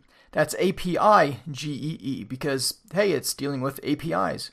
Coincidentally, that company is in the news recently. It was just acquired by Google as I record this. It's good software, pretty powerful, but I worked with it so much that it has forever ruined my perception of the word apogee, A-P-O-G-E-E. The correct spelling now looks wrong. So if you're naming a company or software platform, keep in mind that people who might be using it might also be doing a podcast a couple years later wherein they will need to discuss another company of a similar name but spelled correctly. Is that too much to ask? Lewis mentioned BBSs in his submission, and I personally don't have a lot of experience with dial-up bulletin board systems. My history is both brief and embarrassing. I was looking at a list of bulletin boards, ones that I could dial up without paying long distance, and tried a couple out. The first one, I needed to choose a handle. This was about a year before I started using the moniker Shinto. I tried Yoda, but that one was taken, so I thought Cyber Yoda. Everything was cyber something back then, but Cyber Yoda sounded kinda lame, so I disconnected and tried another. The second BBS was a callback BBS. You dial in, the remote hangs up, and then calls you right back to validate your number and maybe do some filtering against bad or abusive numbers. The callback system is easy. You've got your modem terminal software, the call comes in, it says ring on your screen, and you type in the AT command to answer the call. ATA, hit enter, you're connected. I managed to typo that command, those 3 letters, over and over trying to answer this call before it went to the answering machine. I was so humiliated I gave up on the BBS scene after that. This is not a Doom story, but a Quake story. A couple buddies and I were flying to San Francisco. This would have been around the fall of 1996. And we decided what would be cooler than to network our laptops together on the flight and play some Deathmatch Quake. We were all computer nerds, by the way. Back then, there was a popular type of network. It was on its way out, but still widely used. A wired ad hoc network using thin coax cables with BNC connectors. You can string multiple computers together, each one had a T-junction, and you needed a terminator at each end. All of our laptops had PCMCIA network cards. Laptops didn't really have built-in networking back then, at least not ones that we could afford. And these network cards supported the BNC 10-base-2 network. It was great for our purposes because wireless networks were banned on flights. Well, wireless networks didn't really exist at a consumer level then anyway. And there was no network hub needed with this. How are you supposed to power a network hub on a flight anyway? So we reached cruising altitude, the flight attendant said that we could now use approved electronic devices, and we grin at each other and whip out our Pentiums. It's all about the Pentiums, baby. Yeah, I get to reuse that sound clip. But there was a problem. No, 2 problems. No, 3 problems. Fred's laptop had never been tested on a network. Networking in those days was hit or miss, especially in DOS and Windows. Puff didn't have that problem. His laptop ran Linux. I wasn't cool enough to run Linux on my laptop yet, but he was. He didn't have Quake installed yet, though, so he was working on that while trying to test Fred's network connection. My laptop had spent a lot of time on various networks, so that was set up correctly, and I had Quake installed, but I forgot to charge the battery, so I only had like 20 minutes of runtime. In the end, it would have been cool, but we couldn't get everything working in time. Probably should have tested this out on the ground first. Alright, the mac and cheese story. As I mentioned in this episode, I had a 25 MHz 386SX computer, and it was lousy at running Doom. My mom had a 25 MHz 486SX computer, and that was much better. Before I convinced her to trade, I would play Doom on her PC in her office when she wasn't around. One Saturday afternoon, I had been playing for like 3 hours straight, just the single-player mode, and I was getting pretty hungry. So I went to the fridge to see what we had. Hey, leftover mac and cheese, that'll work. I filled a bowl full of it and put it in the microwave for 2 minutes and 88 seconds. You might think that's a long time to nuke something like that, but this was a very old microwave back then in 1994. It ran at a pretty low wattage, the buttons would sometimes double enter a number that you press once, but it did have one cool little accidental feature. It was possible to pull open the door right before the timer went off. It would show 0 on the display, but hadn't actually beeped yet. It required perfect timing, but my brother and I got pretty good at it. Anyway, 2 minutes and 88 seconds, I liked entering odd times like that, and went back to playing Doom. About an hour later, I realized, hey, I had warmed up some mac and cheese, forgot about that. So I paused the game and walked across the house to the kitchen. About halfway there, I noticed the smell. Remember how I said that you could sometimes hit one number on the microwave and have it duplicate that number, enter it twice in the timer? I had apparently warmed up my macaroni and cheese for 28 minutes and 88 seconds. Do you know what a half hour of microwaving does to a bowl of mac and cheese, even a low-powered microwave? Let me tell you. It turns it black, shriveled black very hard, with a thick, acrid smell that lingers. Lingers for weeks. I still, 22 years later, haven't heard the last of that one. I blame Doom. It's all Doom's fault. I haven't played networked Doom since high school, since graduating in 1994, but with as much game time as I got in the high school computer lab, it's a drop in the bucket compared to the networked first-person shooters in subsequent years. When I started at the university in the fall of 1994, Doom was old hats. They were newer, better games on the market. Heretic is a good example. Heretic was the Raven Software title that John Romero was heavily involved with, and this game offered many improvements over Doom. You could look up and down, you could fly, it had a fantasy theme, and there are some cool power-ups, especially in Deathmatch. We installed this on the university computers. They had a lab full of HP Vectra machines, Pentium 100s or so, and we would go in there into the very back of the lab and install this. They re-imaged the hard drives frequently, so we reinstalled frequently. There's a weapon or something called the Morph Ovum. It's an egg, and when you throw it at an opponent, it turns them into a chicken. How cool is that? Answer, pretty cool. The weapons are inventive and fun, and you could pick up the Tome of Power to enhance each weapon, give it some impressive firepower. I always called it the Mel Torme of power. I think I was watching too much Night Court at the time. Mel Torme being Judge Harry T. Stone's favorite singer. Later, we played Descent, the indoor space shooter. It had 6 degrees of movement, and we deathmatched in that a little bit, but went back to Heretic. Hexen did everything Heretic did, but better. This one I played almost all the way through in co-op mode over the modem with my buddy Chewy. That was a lot of fun, very immersive environment with the breakable glass and environmental sound effects and the fog. Oh wow, the fog. That was a surprise. We had to message each other. There was no actual talking to your teammate in games like this over the modem. Not without a separate phone line, so we would use the in-game messaging system, but it worked. We were able to coordinate strategies and ended up having a lot of fun with Hexen.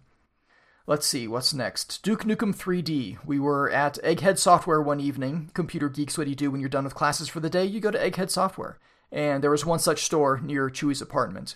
So he and Cert and I were there. They had this PC running a new demo that they had just gotten in, a game called Duke Nukem 3D.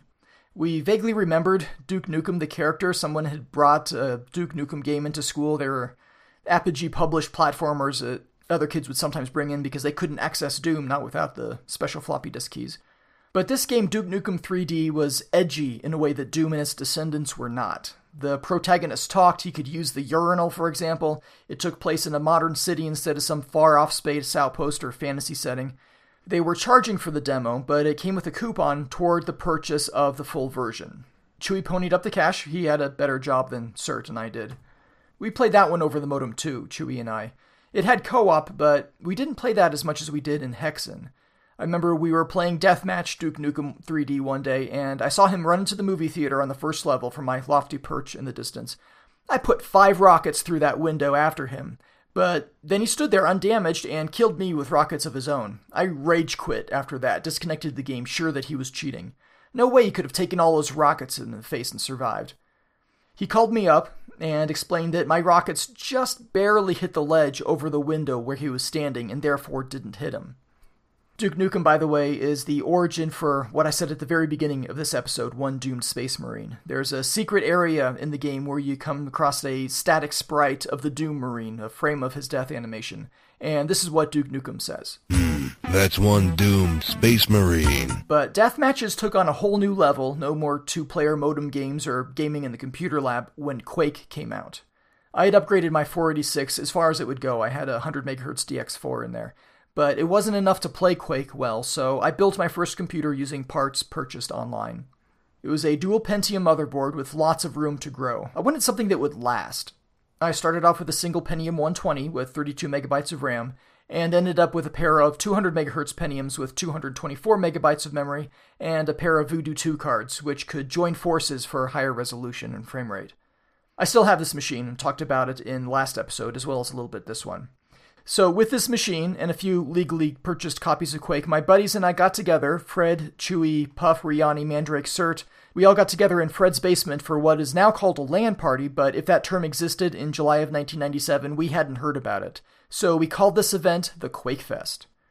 There were 8 of us, we had 9 computers hooked up to the network. I brought another 46 that I had as a spare, and we played Quake, both mission packs and several mods for 12 straight hours of fragging, trash-talking, pizza, and beer. 6 p.m. to 6 a.m. It was almost exclusively deathmatch. We did try one cooperative game. It was a mod that involved grappling hooks, and it quickly devolved into all of us attacking each other with grappling hooks, which didn't hurt because we were all in God mode anyway. So the QuakeFests continued on as a semi-regular event. My favorite was QuakeFest 3, July 1998. This one was mostly focused around the game Quake 2, and for the 4 elite players in attendance, me, Chewie, Fred, and Puff, I made custom skins. We were the 4 horsemen of the apocalypse, clad almost entirely in black, with some gray armor highlights, and we had different colored glowing eyes depending on our individual horseman role: red, white, black, and pale. I had programmed macros to throw out the appropriate Bible verse per horseman from the Book of Revelation when appropriate. My computer was the only one with a 3D accelerator in it, a single Voodoo 2 card, and it was so fast and beautiful that I had a projector hooked up to it, throwing my video on the wall 68 inches in diagonal. By the end of this QuakeFest, 12 people played for 14 hours. By the end of this event, I had finally adopted the keyboard and mouse layout that everybody uses to play first-person shooters these days. Before that point, I was strictly keyboard, arrow keys and shift, control, alt, spacebar. That was basically it, though I did have to reach over to the mouse to aim sometimes. In Doom, it automatically adjusted your shot's y-axis if the enemy was above or below you, and I still kind of expected that to be the case. It wasn't. But at this QuakeFest, I saw others doing better than I was, right hand looking around and aiming with the mouse, left hand running and strafing and selecting weapons. One adjustment I did not make was I saw people constantly jumping around, making themselves harder to hit, I suppose. I'm not going to do that, that looks silly. The one guy who was doing that the most totally schooled me and everyone else in QuakeFest 4. We ran these QuakeFests about once a year through 2011, at which point it had grown to 20 players and 29 computers. We'd play new games as they came out: Quake 3 Arena, Aliens vs. Predator, Half-Life, Counter-Strike, Soldier of Fortune, Team Fortress, Serious Sam, and Co-op. That was fun. I kept track of all the computer specifications and attendance records and stuff on my website, graphing the exponential increase in memory and processor speeds as we went. The cell phone in your pocket right now likely has more combined computing power than all of QuakeFest 1. Yeah, Ferg, even that Nokia Lumia you were gifted. It's funny, it really is. Not only do I still have that old dual Pentium computer of mine, I still have the original keyboard I bought for it. It's a Keytronic Lifetime keyboard, and that's not false advertising. This thing is durable and comfortable and has a good layout. I changed jobs recently. The new place is great, and I finally get to move back into more of a full-stack engineer role, which I was missing, but there was a problem. They issued me this crummy Microsoft keyboard to use. This thing had an escape key that's tiny and almost flush with the base of the keyboard, making it unusable, in my opinion. Don't these Microsoft people use VI for their text editing? Don't answer that. I noticed my docking station had the legacy PS2 connector, same as that old Keytronic keyboard, so I brought that into the office to use instead. It's much better. However, that's the only keyboard I owned which worked with that old dual Pentium computer. It didn't have USB ports or anything. Micro Center sells these cheap keyboards, like $3 or $4, and I had a USB one for several years, and it's really not bad for the price, so I bought a PS2 version for my dual Pentium so that I could use it to research this episode and the last one. There's a problem with it, though, that I just noticed during research on this episode. The O key only works about 25% of the time. But in terms of vowels, how often do you actually use the O key, really? Surprisingly often when you're researching a game called Doom. A few years ago, my brother and I would alternate babysitting. I would watch his kids while he and his wife went out on a date, and he would likewise watch mine. After getting his kids off to bed, I would pull out my laptop and load up Doom, one of the advanced source ports with OpenGL acceleration and high resolution and mouse look and everything. I had resolved to do a careful and deliberate 100% playthrough, getting all the secrets and items. I only got through the first mission, the first 9 levels, including the secret, but this was the first time in a long time that I sat down to actually play the game. In fact, there were some secret areas that I know I hadn't been to since that one fateful day with the mac and cheese. I could almost smell it.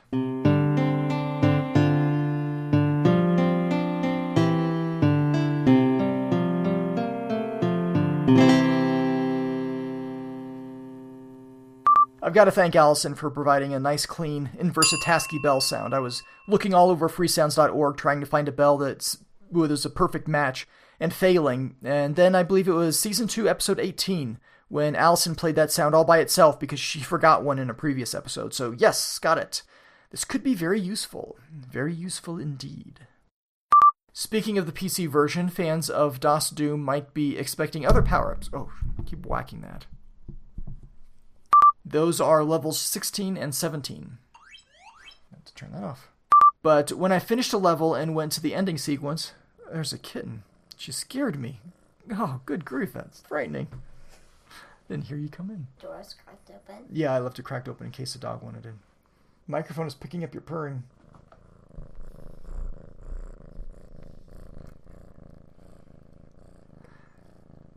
Okay. You could say, see, even the kitten likes it. Okay, see, even the kitten likes it. Alright, I might use that in the episode. Okay, where was I? But Ultraviolent is a...